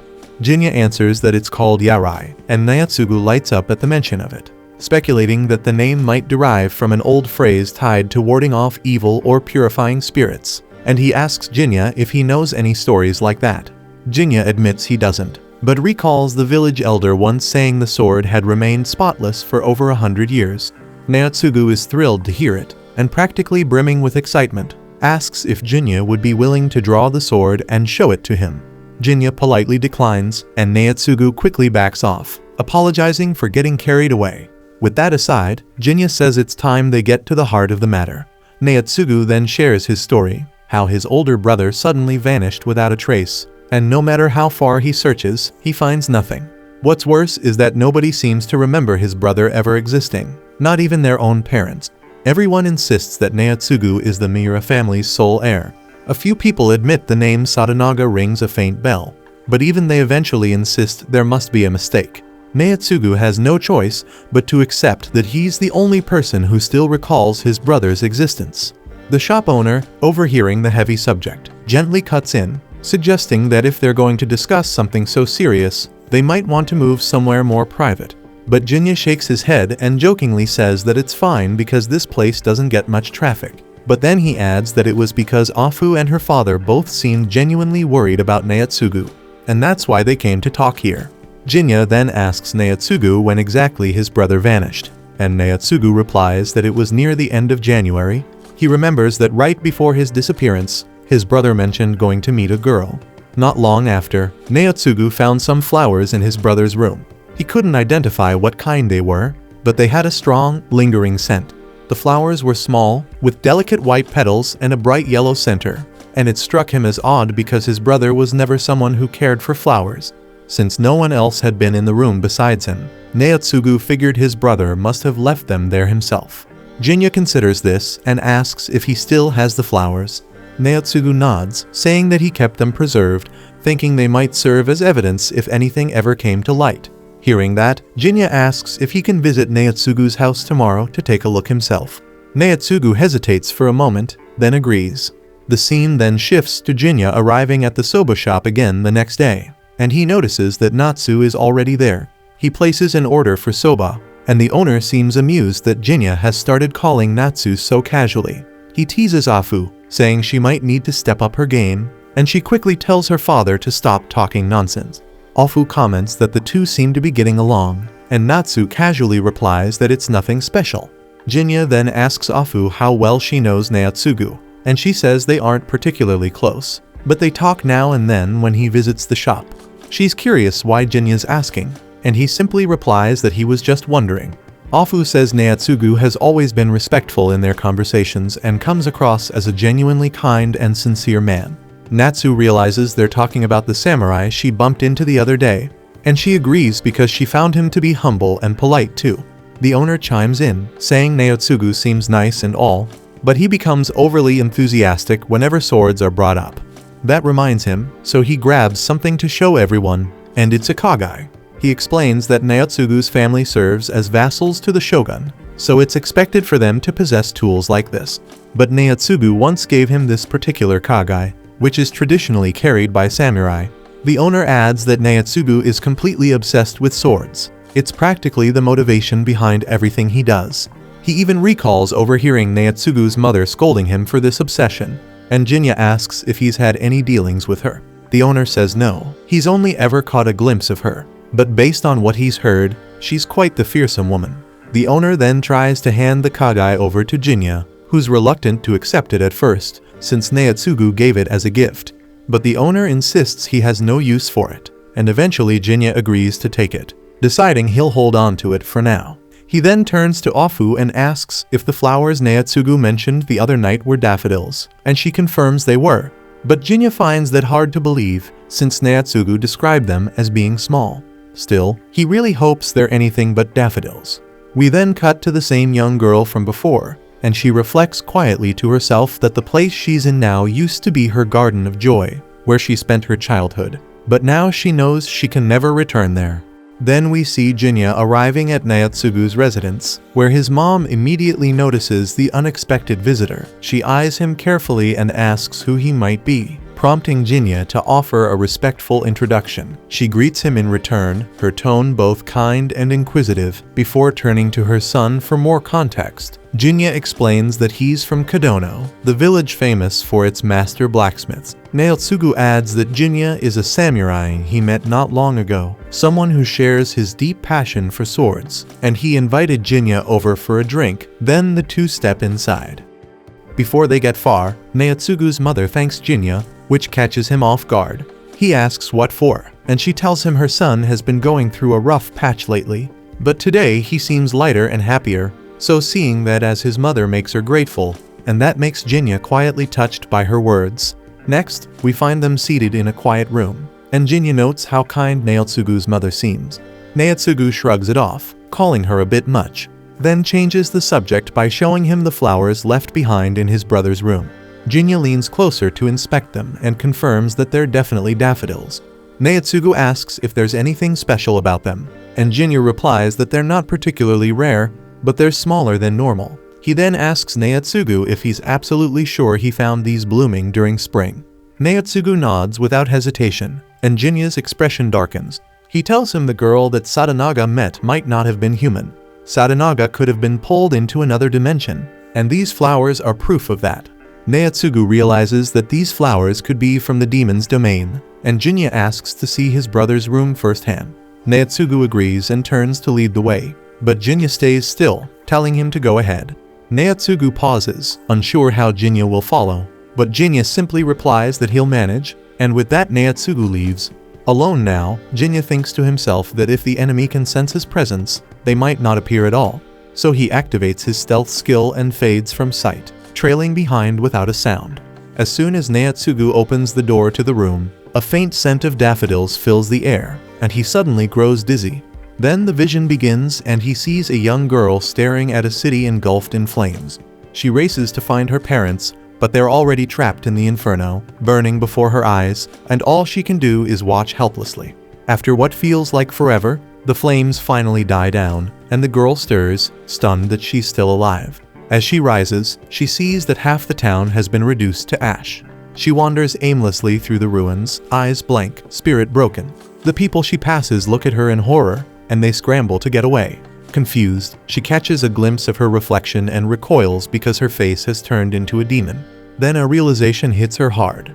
Her parents are gone, her home destroyed, and every piece of her past ripped out from the roots. Worst of all, she no longer recognizes herself. So there's no way she can ever return to the peaceful life she once had. With no one to turn to, she masked her identity and faded from society, surviving in secret as the years crept by.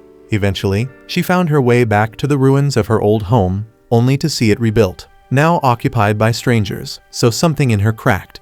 She longed more than anything to return to the life she'd lost, and that desperate longing awakened a strange power inside her, one that let her forge a new dimension. A dreamlike world where she could relive her memories again and again. Back in the present, Naotsugu jolts awake inside that illusion, and Jinta informs him that they've stumbled into the dimensional echo tied to his brother's room. Naotsugu looks around, confused by the strange world they're standing in, and Jinta asks if he saw the girl and her burning house just now. Naotsugu says he did, right before spotting a familiar figure. It's his brother, Sadanaga, laughing, smiling, playing with the girl from his vision. But something feels off because these aren't real events.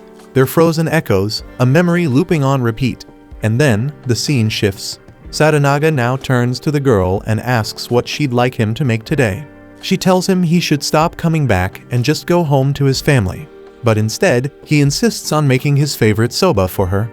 She pleads with him to leave because she can't go on like this. This garden, this world, it's all she has. And it's the only place where she can still see her parents. But Sadanaga gently tells her she's wrong. Homes don't shape people, people shape homes. If a place only brings pain, then it was never a real home to begin with. She asks him how he could possibly know that. And he tells her she already understands. Deep down, after all, she's been stuck here for over a century. And he says he can leave this place, but only if she chooses to come with him. Tears in her eyes, she says it's not possible. This dream world is all she has left because it's the only space where she still feels like she belongs. So Sadanaga smiles and says that if it's how it is, then he'll stay right here with her. And gently tells her that if she wants, she can think of him as her father, and they could live together in peace. But she shakes her head and says that she could never see him that way. Sadanaga simply smiles and says that's okay, and he'll wait until the day she changes her mind. He's not joking about this. He tells her that if the day ever comes when she accepts him as family, then she has to promise they'll leave this place together. She's convinced that day will never come, and he figures that means he'll be stuck here with her for good. A moment later, Sadanaga fades from sight, and Naotsugu looks around frantically, asking the girl where his brother went, and she answers quietly that there's no one else here now. Naotsugu pleads, wanting his brother back, but Jinta steps forward and says that's not possible anymore. Naotsugu doesn't understand because Sadanaga was just here with them. Jinta casually brings up that he's been here before, prompting Naotsugu to ask what he means. Jinta explains that certain flowers only bloom in certain seasons, and the tiny daffodils Naotsugu pointed out earlier are usually a winter bloom. But back when Sadanaga vanished, he saw those exact same flowers blooming in the middle of spring, the same season Sadanaga vanished. He explains that this dimension exists beyond the bounds of their own world, and while he once suspected that daffodils were always blooming in this place, it's actually winter daphnes blooming now. These flowers signal the start of spring, but in their world, it's currently autumn. That's when he points out that time flows faster in this realm. The girl then reveals that she holds the power of the dreamer. It lets her recreate a garden filled with fragments of joy from her past. A small, self-contained world that replays her memories. But that's all it can do. Her ability is nothing more than a stroll down memory lane, and right now, she's alone in it.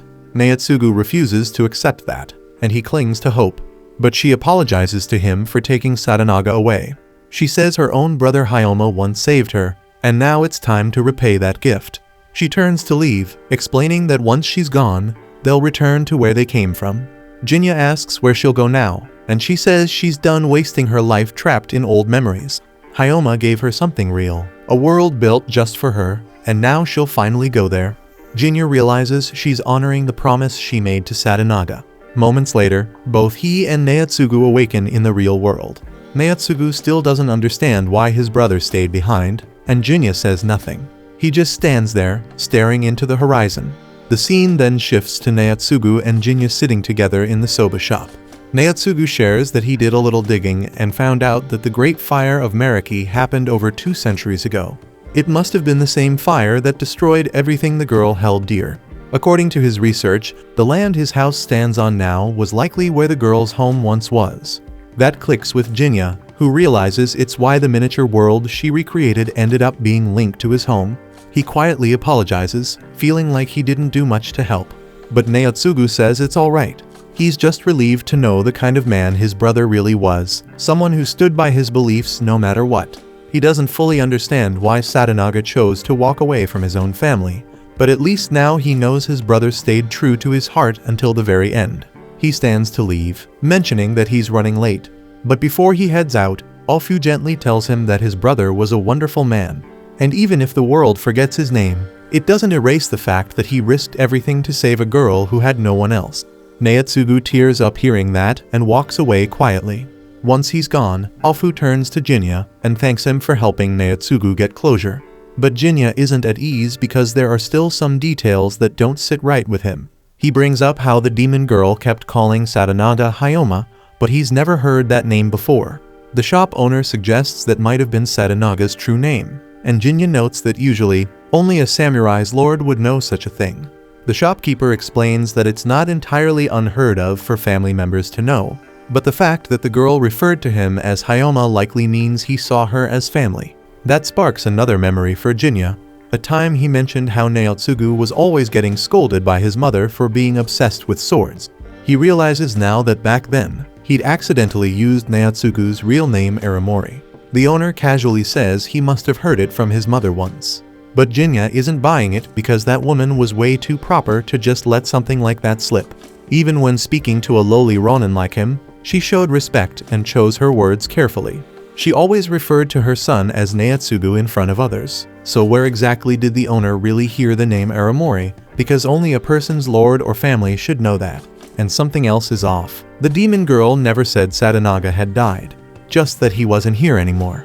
That thought leads Jinya to a new theory. Sadanaga might still be alive. He could have lived with the girl for nearly 2 decades before deciding to move on.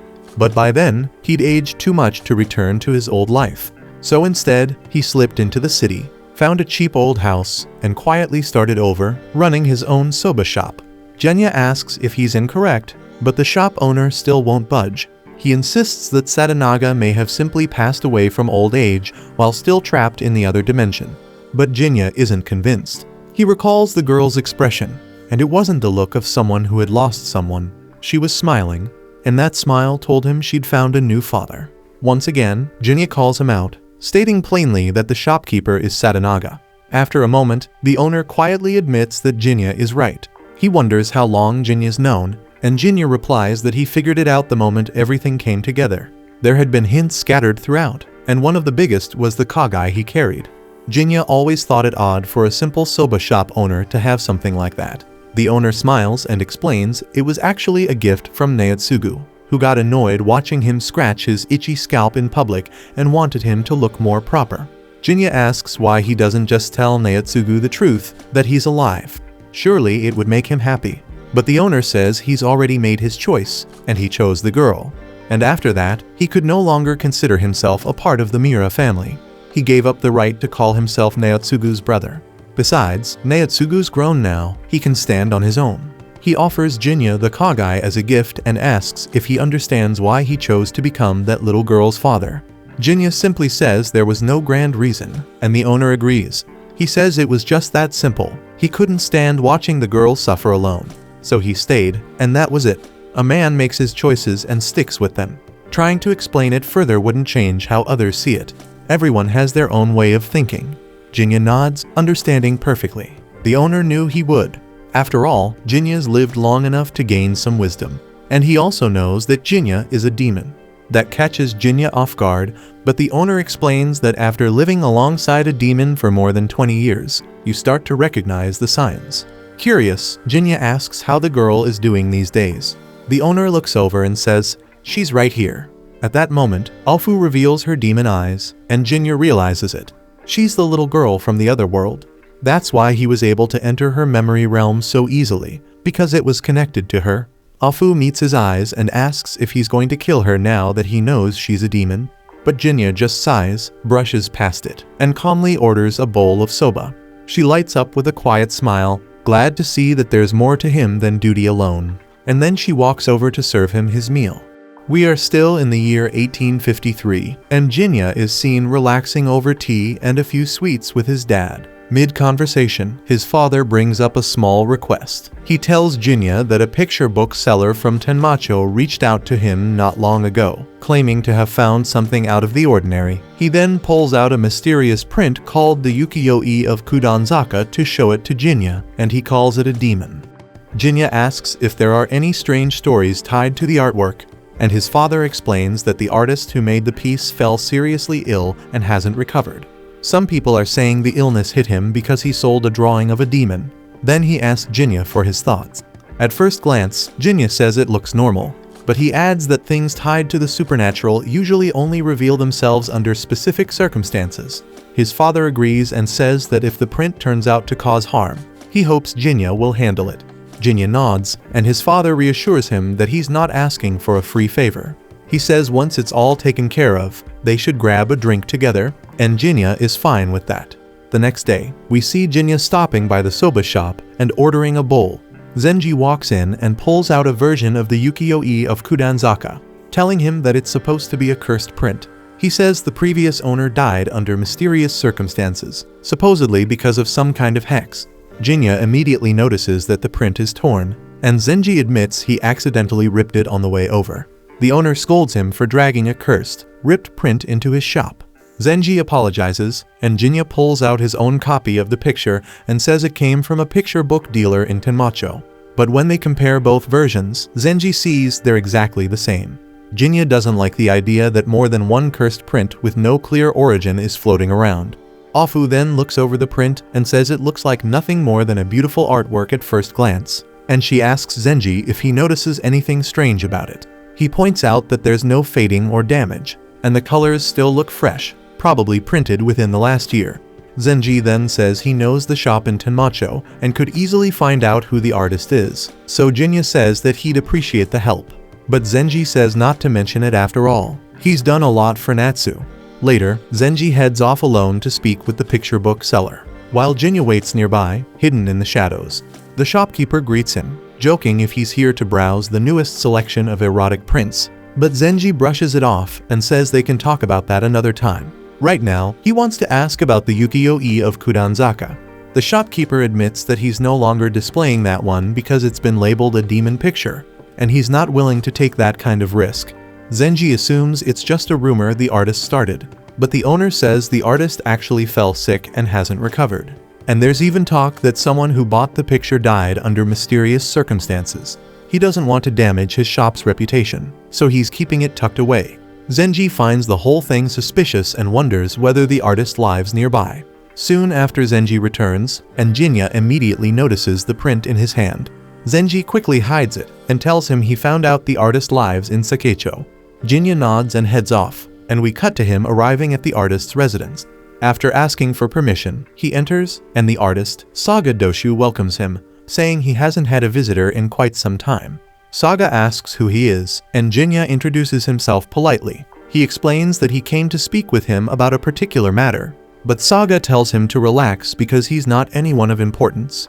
Jinta takes a seat and notices the room is scattered with paintings. He mentions he's heard that Saga has been bedridden, but Saga gently corrects him, saying it's not sickness, it's just that he's no longer as resilient as he once was. His body can't handle painting the way it used to, and Jinta realizes that the demon painting isn't responsible for his condition. Saga asks if Singendo sent him, but Jinta says no, he just came to inquire about the demon print he created. Saga is clearly flooded with memories at the mention of the picture, so Jinta explains that he's investigating its origin and wants to know the truth behind it. Saga understands and starts by explaining the name. He says Kudanzaka doesn't refer to a road in Edo, but to the woman depicted in the artwork. Jinta wonders if that's the woman's name, but Saga says it's not exactly that. Long ago, a man wielding a Kadono-style blade gave the piece that name. The man's name was Madoharu, and he often visited this place. At that, Jinta realizes he's talking about his foster father, and he recalls his final moments with him. During his final moments, he felt powerless, unable to even protect the one woman he truly cared for, and felt useless. He admitted to Jinta that at first, he wasn't fond of Yokazi. Still, being chosen as the guardian of a shrine maiden wasn't the worst fate. Even though he could never quite understand her, little by little, he found himself wanting to shield the very person who once made his life harder. He believed he could do it, but everything eventually changes. He looked Jinta in the eye and told him not to end up like him, not to become a man who lets bitterness define who he is. And then, without hesitation, he walked into battle and never came back. Now in the present, Jinta asks Saga to tell him more about Madoharu, revealing that Madoharu had raised him as his foster father. Saga agrees, saying there's no way to discuss the origin of the Kudanzaka artwork without bringing up Madoharu.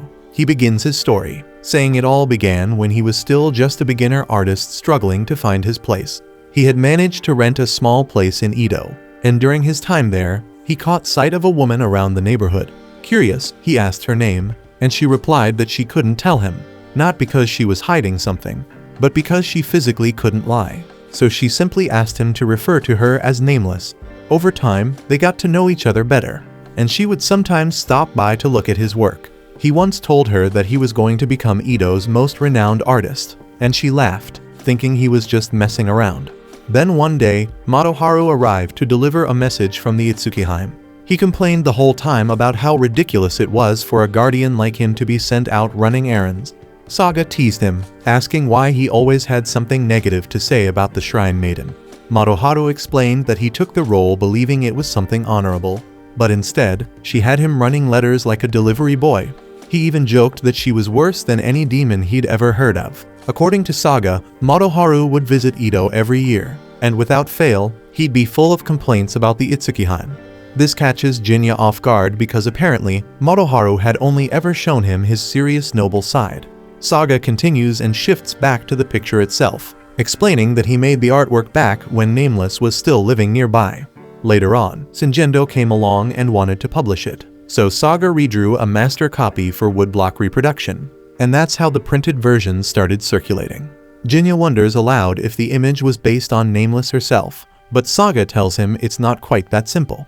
Then Jinta asks the real question, why he called Kudanzaka a demon picture. So Saga quietly replies that it's because it is one, the painting is real, and it carries an actual curse. But before Saga begins telling the full story, he turns to Jinta and asks what thoughts crossed his mind when he first laid eyes on the artwork. Jinta replies that it reminded him of the legend of Princess Nunakawa from Shinano, but the sword in her hand made him suspect it might be linked to Kadono and the Itsukihime.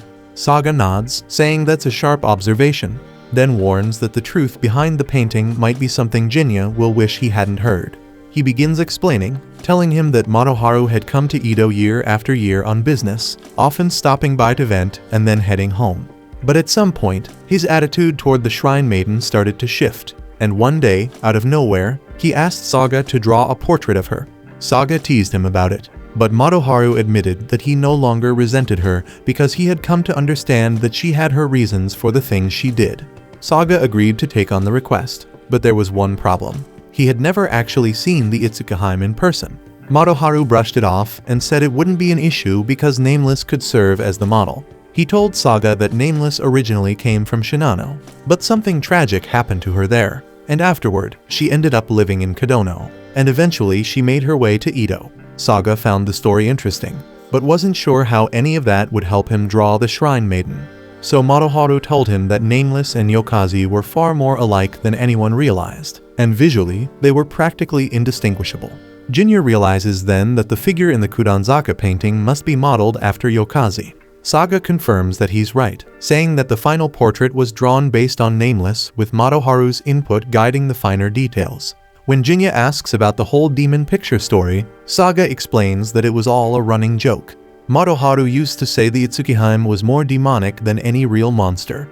And so Saga dubbed the portrait a demon picture as a jab at those complaints.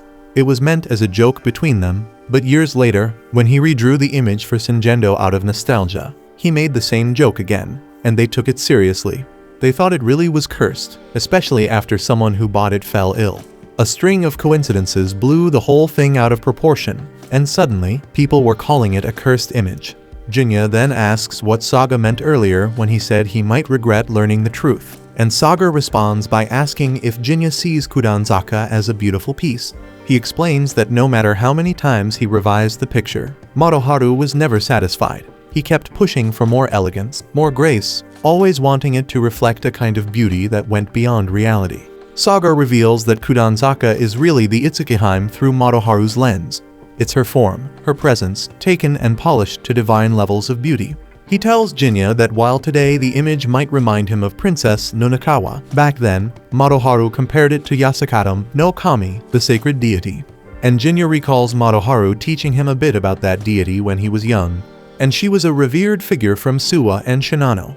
Saga guesses Madoharu might have said those things because Nameless came from Shinano. But both he and his father compared the painting to the divine women of Shinano. And Saga reveals that Madoharu gave it the name Kudanzaka because he believed it was even more breathtaking than Yasakadam no Kami herself.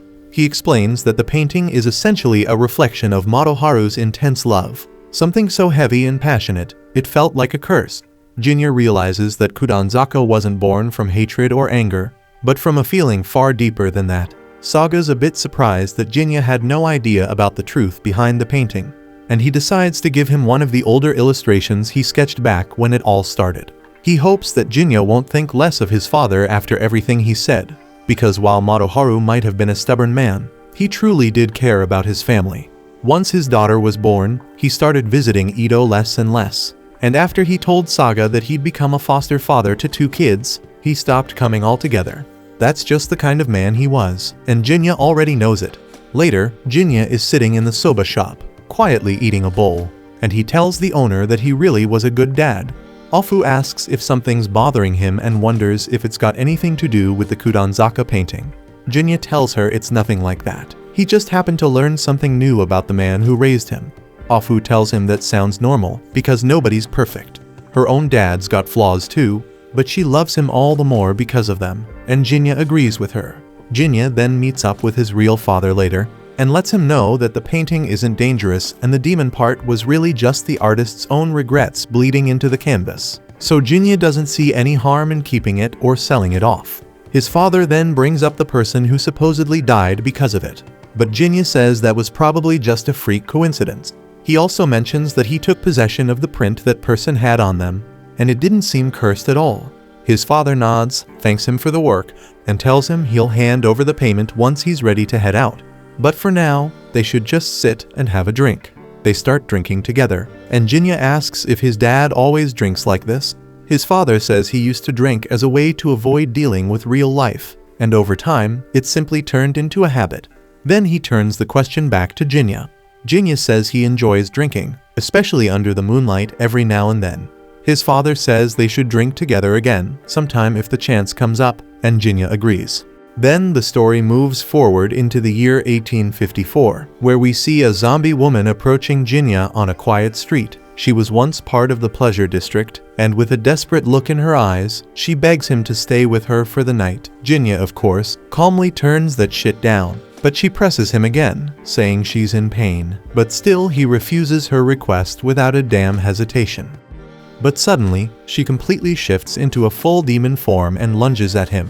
But he evades her attack and continues avoiding her follow-up strikes. He asks for her identity, but she is beyond responding, and he ultimately kills her as she lunges forward once more. His client who requested his services then appears on the scene, convinced that his renown as a demon slayer is genuine. She hands over his reward, explaining that the woman he eliminated was once a former courtesan from Yoshiwara who had been imprisoned in a brothel and forced to work there. She was afflicted with a deadly sickness and was abandoned after being physically and emotionally destroyed, eventually transforming into a monster and beginning to murder men beneath the cherry trees. The client considers her fate incredibly tragic, prompting him to question whether pity motivated her to employ his services. The client replies she engaged him only because she herself is similar to that woman, and she may easily suffer the same fate someday. Knowing this, she couldn't simply ignore her, and she thanks him and says sorry for dumping something like this on him. Jinta questions why she would consider this burdensome, and she responds it's her profession to interpret a man's feelings from his expression, and he currently has the look of a confused little boy. He asks exactly who she is, and she replies that he should just call her harlot, because that's precisely what she is. She hopes he'll eliminate her should she ever transform into a twisted spirit from the red light district as well. Though she acknowledges she won't have money to offer him, he informs her that he never works without payment, prompting her to remark on his coldness as she walks away. The scene then shifts to Ofu and Natsu attending a festival by themselves, and Natsu is irritated that none of the boys they invited decided to show up. Ofu understands Jinta and Naotsugu were occupied, but feels disappointed that Zenji didn't show either, especially since he initiated the invitation. Natsu reveals Zenji genuinely wanted to attend, but her father intervened, reminding him that holidays are prime opportunities for merchants to profit. Natsu then suggests they simply enjoy the festival by themselves, and Ofu happily agrees. They then stroll through the stalls, grab some snacks, and stop by a lantern plant vendor.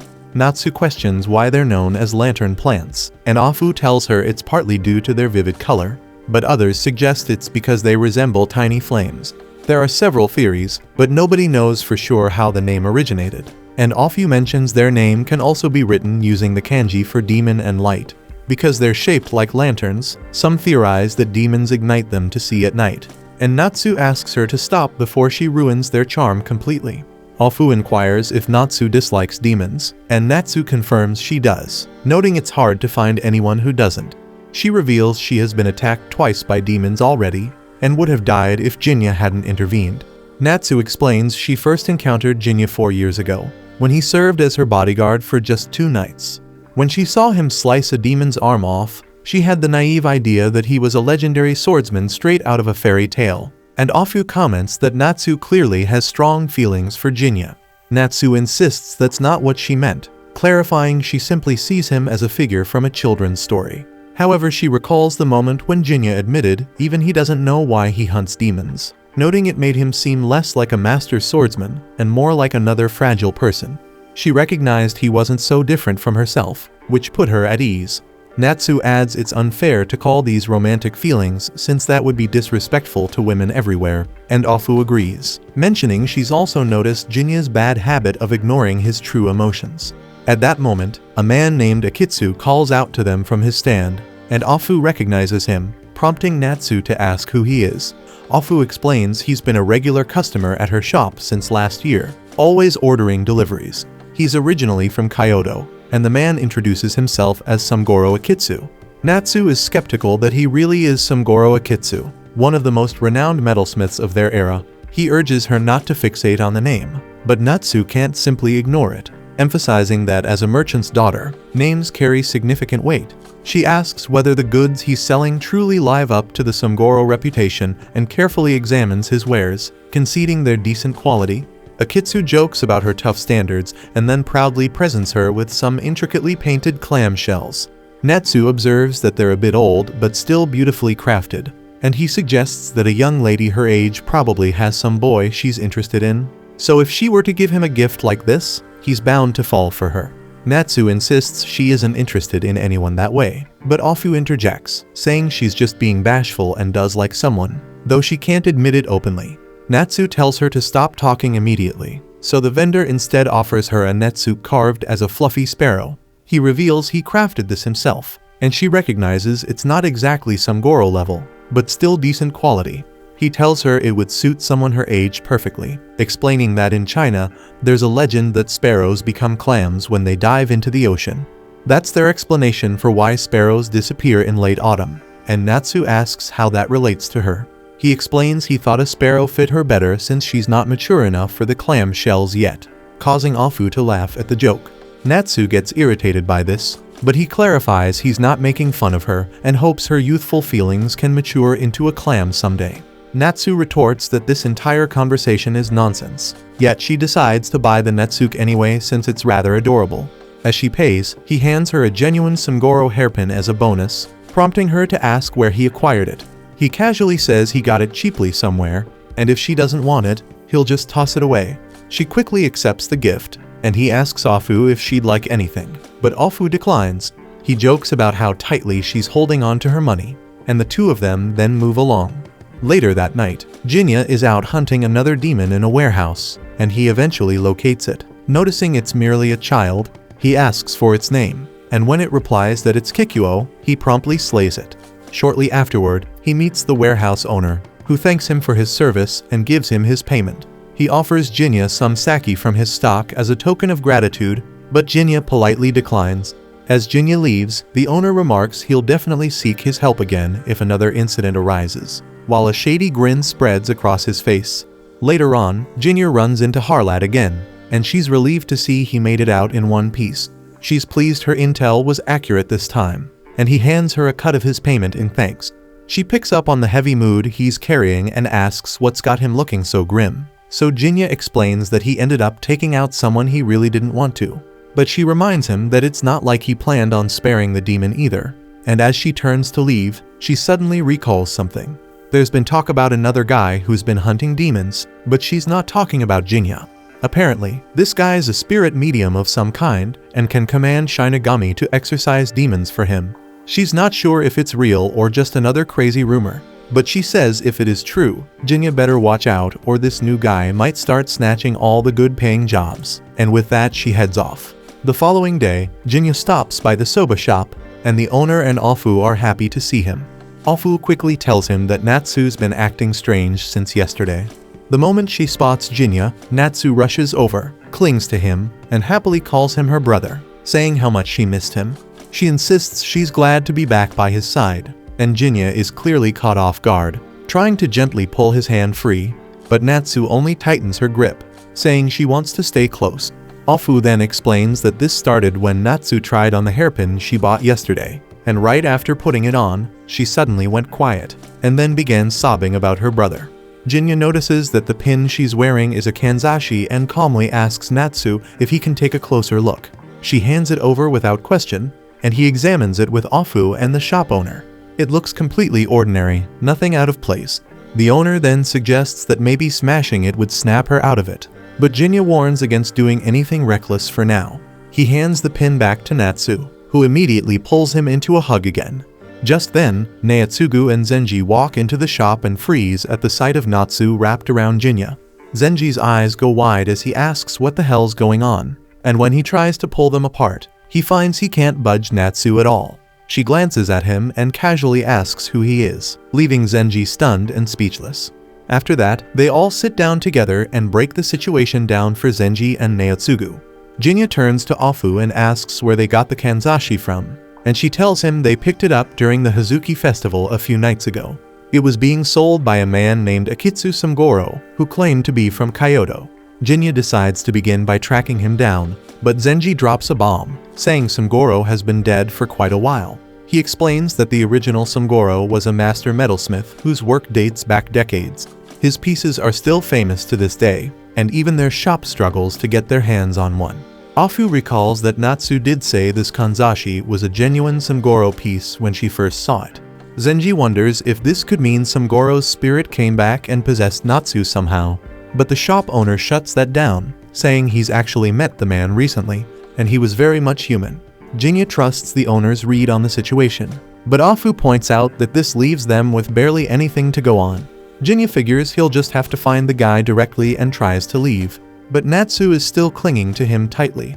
He gently asks her to let go, but she refuses and says she's finally found him again and doesn't want to be apart from him anymore. Jinta tries to make sense of it and asks why she keeps calling him her brother.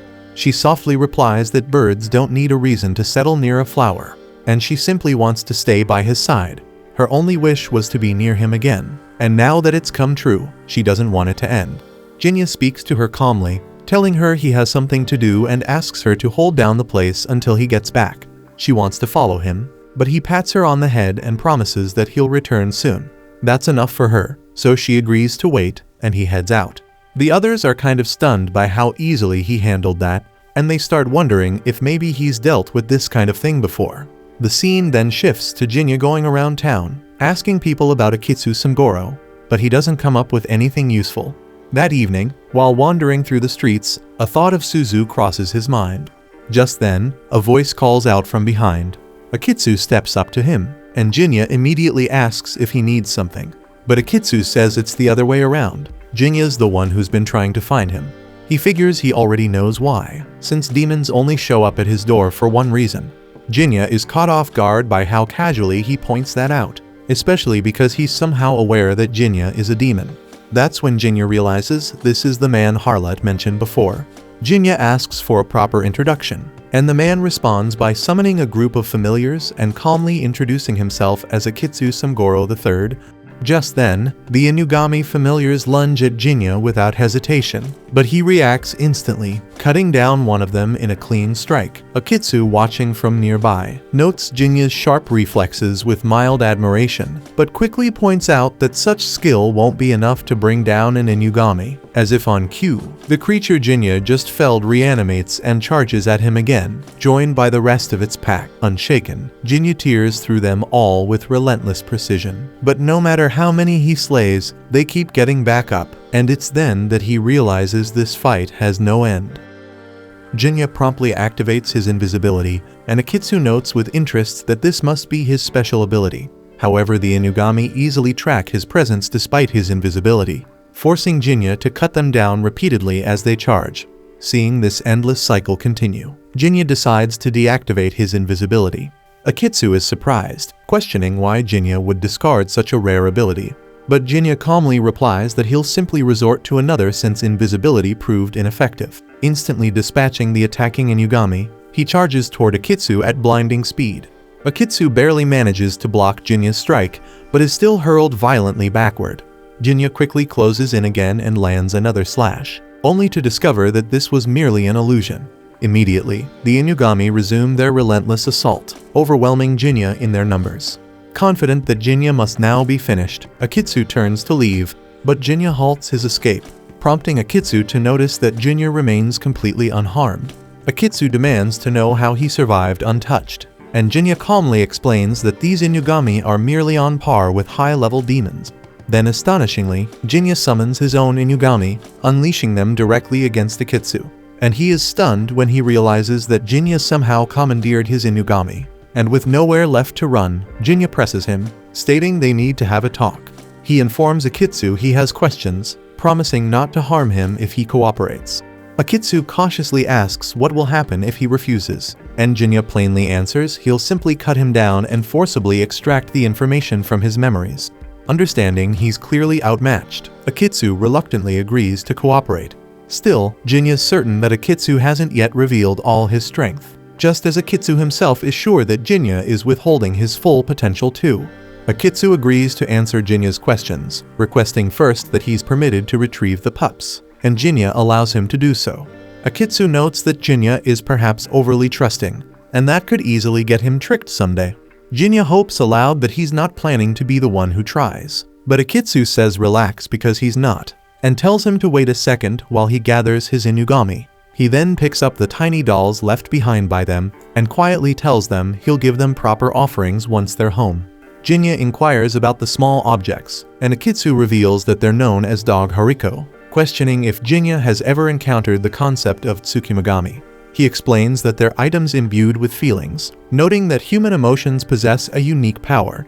If negative emotions can manifest as demons, it's equally plausible for the emotions residing in objects to materialize. Jinya quickly understands, realizing that Akitsu can harness the emotions held within items, turning them into demonic entities. Akitsu confirms this, specifying that he can indeed produce Tsukimagamis, clarifying he's not a controller of Shinigami like an Onmyoji. Jinya remembers Akitsu previously mentioning he's the third, prompting him to ask whether Akitsu belongs to a lineage of spirit banishers. Akitsu corrects him, stating they're not exactly a family lineage. They don't rely on methods passed down within a family. Rather, Akitsu represents a particular school.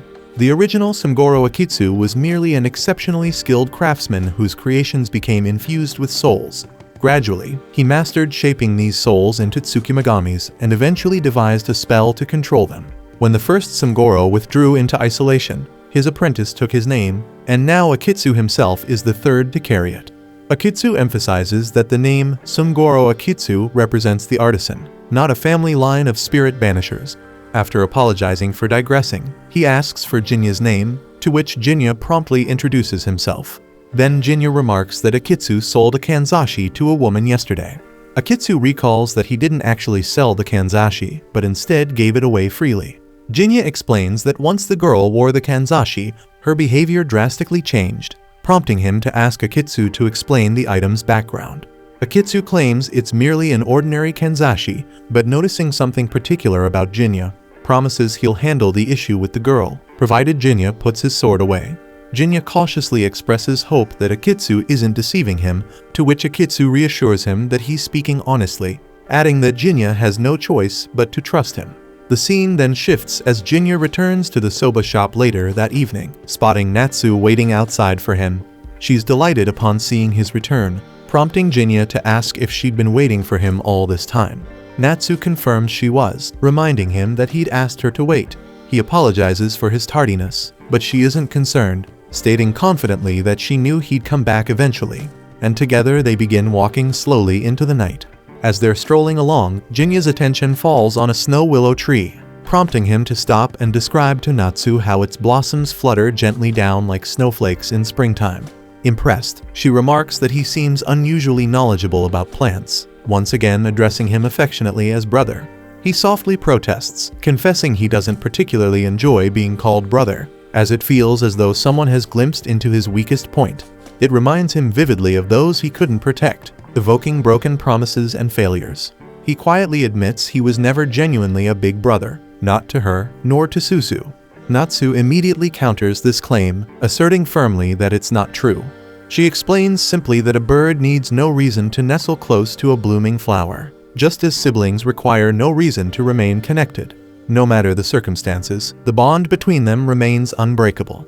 She expresses genuine joy at finally being reunited after so much time apart, reassuring him confidently that he'll also find his own path back, just as she did. Uncertain, he asks if she'll really think he'll find it, and she confidently assures him he will, emphasizing that's precisely the purpose of living. Jinya gratefully thanks her for patiently listening to his worries and hands her the kagai he received from the soba shop owner, explaining gently that it represents her other half. He recalls clearly what Akitsu instructed him, to deliver the kagai to the girl, after which everything should return to normal. Natsu gladly accepts the kagai, delighted to finally touch her brother again, and softly thanks him. Moments later, the soul residing in the kanzashi transforms into a sparrow, gracefully flying out of Natsu's body. Natsu then collapses gently, and Jinya quickly catches her. Akitsu arrives, warmly praising Jinya for his skillful handling of the situation, then proceeds to clarify that if both items, the kanzashi and the kagai, were crafted by the same artisan, they're typically regarded as siblings. However, given that kanzashis are feminine and kogais masculine, they can specifically represent brother and sister. Akitsu surmises Jinya's kagai must indeed be another Sumgoro creation, explaining the kanzashi recognized him as brother precisely because he possessed her matching sibling piece. Jinya reveals that initially, he believed the kanzashi embodied the emotions of someone long departed, which would explain why Natsu, while under its influence, desperately sought her brother, leading him to mistakenly conclude he must resemble the kanzashi's original brother. Akitsu remarks lightly that those types of things only occur in fairy tales, prompting Jinya to realize that the kanzashi was simply seeking out the kagai. Reflecting quietly, Jinya marvels at how many mysterious and extraordinary things exist in this world, leading Akitsu to tease him that those hardly sound like words coming from a demon. Akitsu expresses relief that ultimately the kanzashi could reunite with her sibling, prompting Jinya to wonder aloud where its next journey might lead. Akitsu confidently replies that it'll probably venture somewhere distant, eventually settling in a place it truly feels connected to. He notes gently that they'll only discover exactly where when they someday ask the sparrow itself, and Jinya warmly hopes that it'll soon find its true home. After a pause, Akitsu announces that it's time for him to leave, prompting Jinya to question if it's really acceptable for him to just let a demon go free. Akitsu casually assures him there's no harm in it, reminding him pointedly that he previously overlooked Ofu's demonic nature, so letting another demon slide isn't exactly a huge stretch. By now, Akitsu understands clearly that Jinya poses no real threat. He's just an artisan who only hunts demons upon request. He has no desire to target peaceful demons who don't harm others, but he softly reminds both of them not to forget their true nature. They remain demons, forever destined to be the ones hunted. This reality won't ever change, regardless of how kind they act or how many people they save. Jinta quietly acknowledges this, and with relief, Akitsu bids farewell and departs. The following day, Zenji is overjoyed seeing Natsu back to her usual self, though he's puzzled why she looks so glum. Afu clarifies teasingly that Natsu vividly remembers everything from the previous day, prompting Zenji to mischievously remind her how sweetly she called Jinta brother. He gleefully suggests it must have been humiliating, provoking Natsu's fury as she threatens to kill him for bringing it up. Zenji quickly attempts to calm her down, and the shop owner offers her food as consolation. He casually wonders aloud why Jinta hasn't stopped by today, instantly causing Natsu to blush furiously upon hearing his name mentioned. Afu playfully asks her if she's finally ready to become a clam, but Natsu stubbornly insists she's perfectly happy remaining a sparrow. Still mortified, she agonizes over how she'll ever face Jinta again. Meanwhile, Jinta crosses paths with Harlot while wandering the streets. He wryly comments that it's a bit early in the day for her to start charming men, but she swiftly replies that she just came over to say hello out of genuine concern. She scolds him gently for always being so cold towards her and suggests they chat since they've bumped into each other anyway, offering him some intriguing rumors that might be valuable to him. Just then, the sound of a sparrow chirping reaches their ears, prompting Harlot to mention she's been hearing that very sound since last night.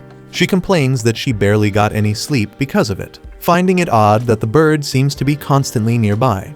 She's puzzled about what's going on, while Jinta recalls Akitsu mentioning that feelings eventually find their way back to where they truly belong. Realizing this sparrow must be the same one that flew away from Natsu yesterday evening, Jinta stands in contemplation, leaving Harlot to ask him curiously what's on his mind. The story then moves forward in time to the year 2009, where Miyaka's mother praises her daughter for how beautifully she looks in her shrine maiden attire.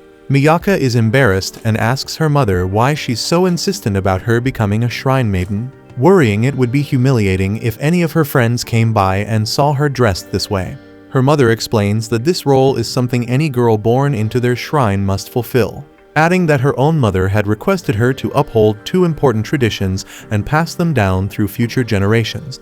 The first is to incorporate the character for knight into the name of every daughter born into the family, while the second is to ensure that the shrine maiden bloodline is never broken. Miyaka wonders aloud why her grandmother would have requested something like that, but her mother confesses even she isn't entirely sure about its significance. Her mother gently continues, stating that even if they can't fully grasp the tradition's meaning, it must have been important to the person who originally established it. Therefore, protecting it isn't so much about the tradition itself, but rather about preserving the feelings behind it. That's why they must continue using the kanji for knight in their names. She then leaves Miyaka alone to prepare dinner, leaving Miyaka confused and pondering what her mother had just explained, though she keeps sweeping the shrine grounds diligently, mostly to stay warm. Just then, Jinta approaches her and inquires if she's the shrine maiden, explaining he has something he'd like to ask her. Miyaka promptly corrects him, clarifying she's not merely a shrine maiden, but rather an Itsukihime. Hearing that title astonishes Jinta deeply, and though Miyaka admits she herself isn't sure what exactly an Itsukihime is, she informs him it's a traditional title held at Jinta Shrine. The mention of Jinta Shrine shocks Jinta even more, and tears well up in his eyes as he's overcome by the realization that the chief truly managed to preserve this place so he could one day return. With heartfelt gratitude, he thanks Miyaka sincerely for sharing this with him and turns to leave. Miyaka quickly stops him, reminding him he initially came to ask something, but Jinta gently replies he's already found the answer he was seeking and departs. The scene then shifts to a school entrance ceremony where Miyaka is among the new students attending. Unexpectedly, Jinta is also present for some reason, catching Miyaka completely by surprise as she notices him there too. Next, we see Miyaka and her classmate Kaoru seated side by side, quietly watching a stage play unfold. Kaoru raises an eyebrow, still surprised that their class is actually permitted to attend a performance during school time. She looks over and sees that Miyaka looks a bit drained, and Miyaka admits she didn't sleep too well last night. Miyaka then gets curious and asks what the play is about, and Kaoru explains it's titled Streetwalker in the Rain, a drama inspired by the memoirs of a drifting woman from the Edo period, and it's a heartfelt tale about her connection with a samurai. Miyaka gets puzzled and asks what exactly a wandering woman is supposed to be. So Kaoru casually replies that it's another word for someone who worked in the pleasure quarters. She says the woman in the story was originally born to a samurai or merchant household, but things went south for her family, so she ended up taking on that kind of life. Miyaka raises an eyebrow, saying Kaoru sure knows a lot about this stuff. Kaoru just shrugs and says someone explained it to her recently. The curtain rises, and the narrator begins. It all started when a samurai showed up with a marriage offer. It was less about love and more about trying to prop up a crumbling family name, because back then, women were basically seen as bargaining chips. The samurai asked the woman her name, and she calmly said she was born into a samurai family. Her cold, indifferent tone made it sound like she was mocking him, so he backed out of the proposal, and that single decision shattered the family's last hope. Their downfall came fast. Her father passed away from grief, while her mother spent her days bitter and ranting. None of it really mattered though, because there had never been real love in their home, just a hollow connection. From that moment on, nobody ever used the woman's real name again. Not that she cared, because deep down, she had seen this ending coming for a long time. Then one rainy night, Naotsugu ducked under a house awning to get out of the storm. Not long after, Harlat showed up and joined him under the same shelter. She asked him if he was just trying to stay dry too, and the moment he saw her, he was stunned. She casually wiped the rain off her arms, and he couldn't stop staring. She noticed and asked him if seeing someone from the red light district was really such a rare thing to see. Embarrassed, he apologized for staring and said he didn't mean to make her feel weird. That made her chuckle, and he apologized again for being too stiff. She teased him about being way too serious, and the rain kept pouring down around them. She figured it wasn't stopping anytime soon and got ready to leave, but he warned her that she'd get soaked, but she simply said that she was already drenched, and as she walked off, he introduced himself and asked for her name. She gives her name as Harlat, adding that a name like that should be more than enough for someone like her. That simple answer makes Naotsugu's heart skip a beat. Flustered, he glances away, and that's when he spots a dark shape moving through the rain, and it looks just like his brother. At the same time, Harlat also notices it and seems surprised. He asks if she knows who it is, and she quietly replies that it's someone from her past. The story then shifts to the next day with Naotsugu dropping by the local soba place, where he finds Jinya already there. Jinya brings up how rough the rain was last night, and Naotsugu nods in agreement. Afu overhears and casually asks if the two of them were out together. Naotsugu says they were all hanging out drinking, and jokes that Jinya drank like a bottomless well, which made him drink more than he meant to. Afu scolds Jinya, saying he should know when to quit next time, but Jinya points out he didn't force anyone to drink. Naotsugu agrees it was his own choice, but says it was still a great night out. The vibe was perfect until the storm came and ruined it. Afu then goes to take the next order, and Naotsugu turns back to Jinya and asks what he ended up doing after he left, since he was supposed to be looking for a job. Jinya says he picked up on an interesting rumor. Naotsugu raises an eyebrow and asks if it's demon-related. Jinya has a hunch it is, and says he's heading back to Asakusa again tonight to dig deeper. Back in the theater, the play carries on, but Miyaka has dozed off halfway through. On stage, Naotsugu is shown returning to Asakusa once more, carrying feelings he still hasn't sorted out. The rain hasn't let up. Just like last time, Harlat shows up to take cover in the same spot. She notices him and asks why he's there again. He tells her he's still uneasy about the shadow they saw the other night.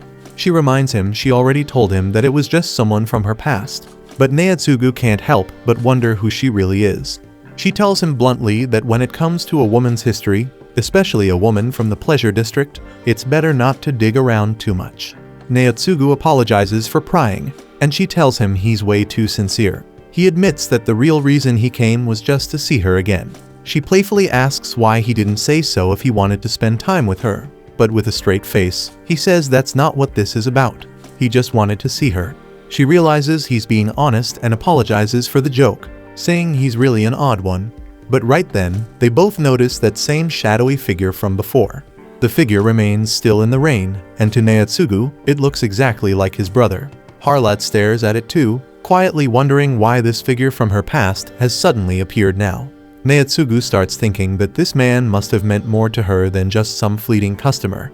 Her voice held a warmth she couldn't hide, and even though she tried to seem composed, her trembling shoulders gave her fear away. The next morning, the scene shifts to Jinta sitting in the soba shop, staring at the table. Ofu notices his gloomy mood and asks what's wrong. Jinta admits that he totally screwed up. He had the demon right there in front of him and still let it slip away, and he can't help but laugh at himself for it. Ofu asks if he's going after it again, but he says he can't because the demon only shows up when it rains. Just then, Naotsugu walks into the shop and says he needs to speak with Jinta. He also asks Ofu and the shopkeeper to stay and hear him out because he needs everyone's advice. He then admits he recently met a woman who's caught his interest. Right after that, Zenji and Natsu come in and place an order for 2 bowls of soba. They immediately notice the heavy vibe in the room and ask what's going on. Naotsugu tells them about Harlat, and Natsu is surprised because it's nothing like Zenji, who usually just fools around with random women. Zenji tries to steer the conversation and asks if Naotsugu is planning to win the girl over. Naotsugu says he's definitely intrigued by her and wants to understand her better. Natsu points out that their social standings are too far apart, and even if he does learn more about her, it might not help. But Naotsugu insists he wants to find out for himself before making any decisions, and Natsu admires how serious he is.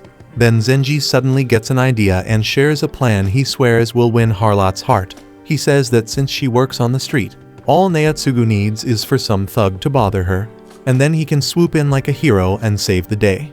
Natsu immediately shuts the idea down, saying it's way too cheesy. But Zenji ignores her and goes on describing how Naotsugu would show up just in time to beat down the thug and win Harlot's heart. Natsu insists that it's way too outdated, and Jinta adds that thugs don't exactly pop out on cue in the real world. That's when Zenji grins and proudly reveals that he's the so-called thug in this little stunt. Everyone in the soba shop stares at him, clearly unimpressed. Zenji turns to the shopkeeper and asks if he has any better suggestions.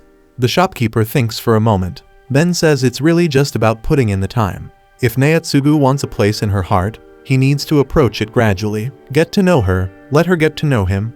It takes patience, understanding, and a lot of small moments. And there's no magic trick or shortcut. He adds that it took him nearly 20 years to win over the woman he brought home, and Naotsugu nods, fully convinced. He decides to wait for Harlat again under the eaves, just like before. After Naotsugu heads out, Zenji looks over at the shopkeeper with a new sense of respect. The shopkeeper simply replies that it's just the voice of experience talking. Then he notices Ofu looking a little uneasy and asks if he said something wrong. Ofu says no, but something's been bothering her. According to Naotsugu, he first met Harlat 2 nights ago under the eaves when it was raining. But Jinta mentioned that he couldn't confront the demon either, since it only shows up when it rains. And yet, neither yesterday nor the day before had any rain, and the skies were clear. Later that night, Harlat returns to the same spot, stepping under the eaves again as the rain begins to fall. As she waits, she wonders if she'll see that man again. Her life hasn't been kind. Forced into a harsh life just to survive, she abandoned everything, including her home and family. But there was one person she never let go of, her brother, who treated her like she was someone worth protecting. The sparrow Kanzashi hairpin he once gave her, bought with coins saved through a life of hardship, had long since vanished. But the love she held for him had not. Suddenly, a sharp gust of wind blew through, and the girl spotted that same figure again. To her eyes, it looked just like her brother, and it motioned for her to come closer. She froze in shock, unable to believe he was calling out to her, because her brother was already gone. Still, she ran straight toward it, calling out his name, but Naotsugu intercepted her just in time, grabbing hold of her and telling her she couldn't go to it. He pleaded with her to snap out of it, but she begged him to let her go, because her brother was calling. Naotsugu insisted there's no chance that thing was her brother, and deep down, she knew that too. Yet her legs kept pulling her toward it. He warned her that whatever that was, it wasn't even human. She may have loved that man from her past, but the creature standing there wasn't him, because that wasn't a person, it was a demon. Naotsugu then unsheathed his blade, ready to defend her. He recalled the oath he had made as a samurai to protect anyone in his lord's territory, and swore on his sword that this thing was not the man she once loved, begging her to trust him. She did, and he charged at the figure. but it dodged, and every blow he threw, the figure slipped past it effortlessly. The figure eventually drew its own blades and forced Naotsugu back. Even then, he didn't retreat. He clashed swords with the demon, and after a fierce skirmish, Jinta suddenly arrived. With a single, swift slash, Jinta struck the demon down, but Harlot couldn't tell who delivered the killing blow because of the lightning flashing through the storm. The rain faded along with the demon's presence, and she turned to Naotsugu, asking if he was alright.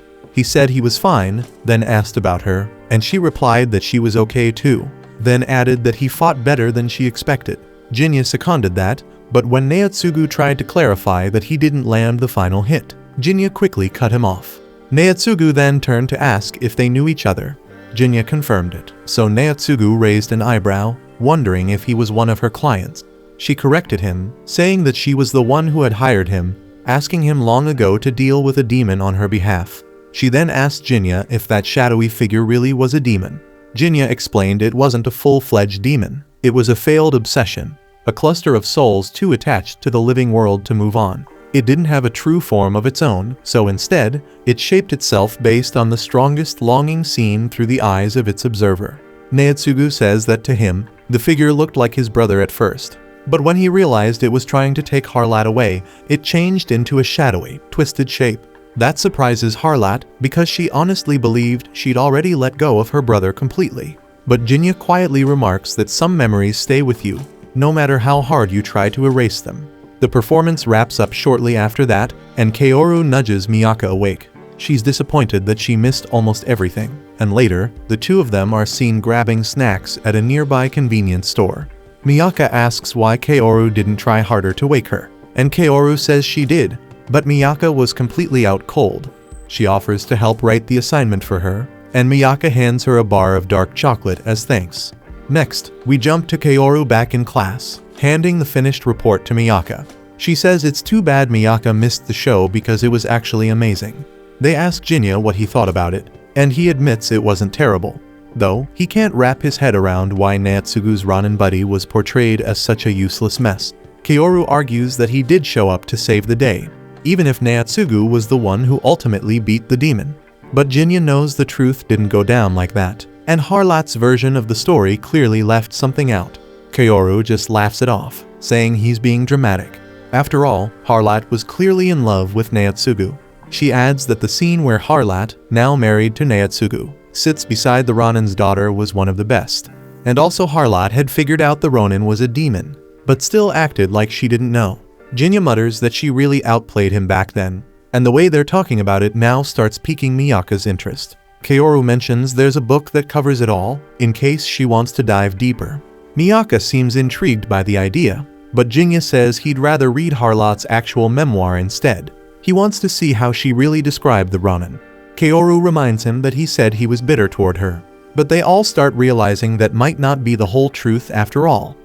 That concludes this episode. Thank you for watching. If you want to see the next part, be sure to subscribe to the channel and turn on the notification bell.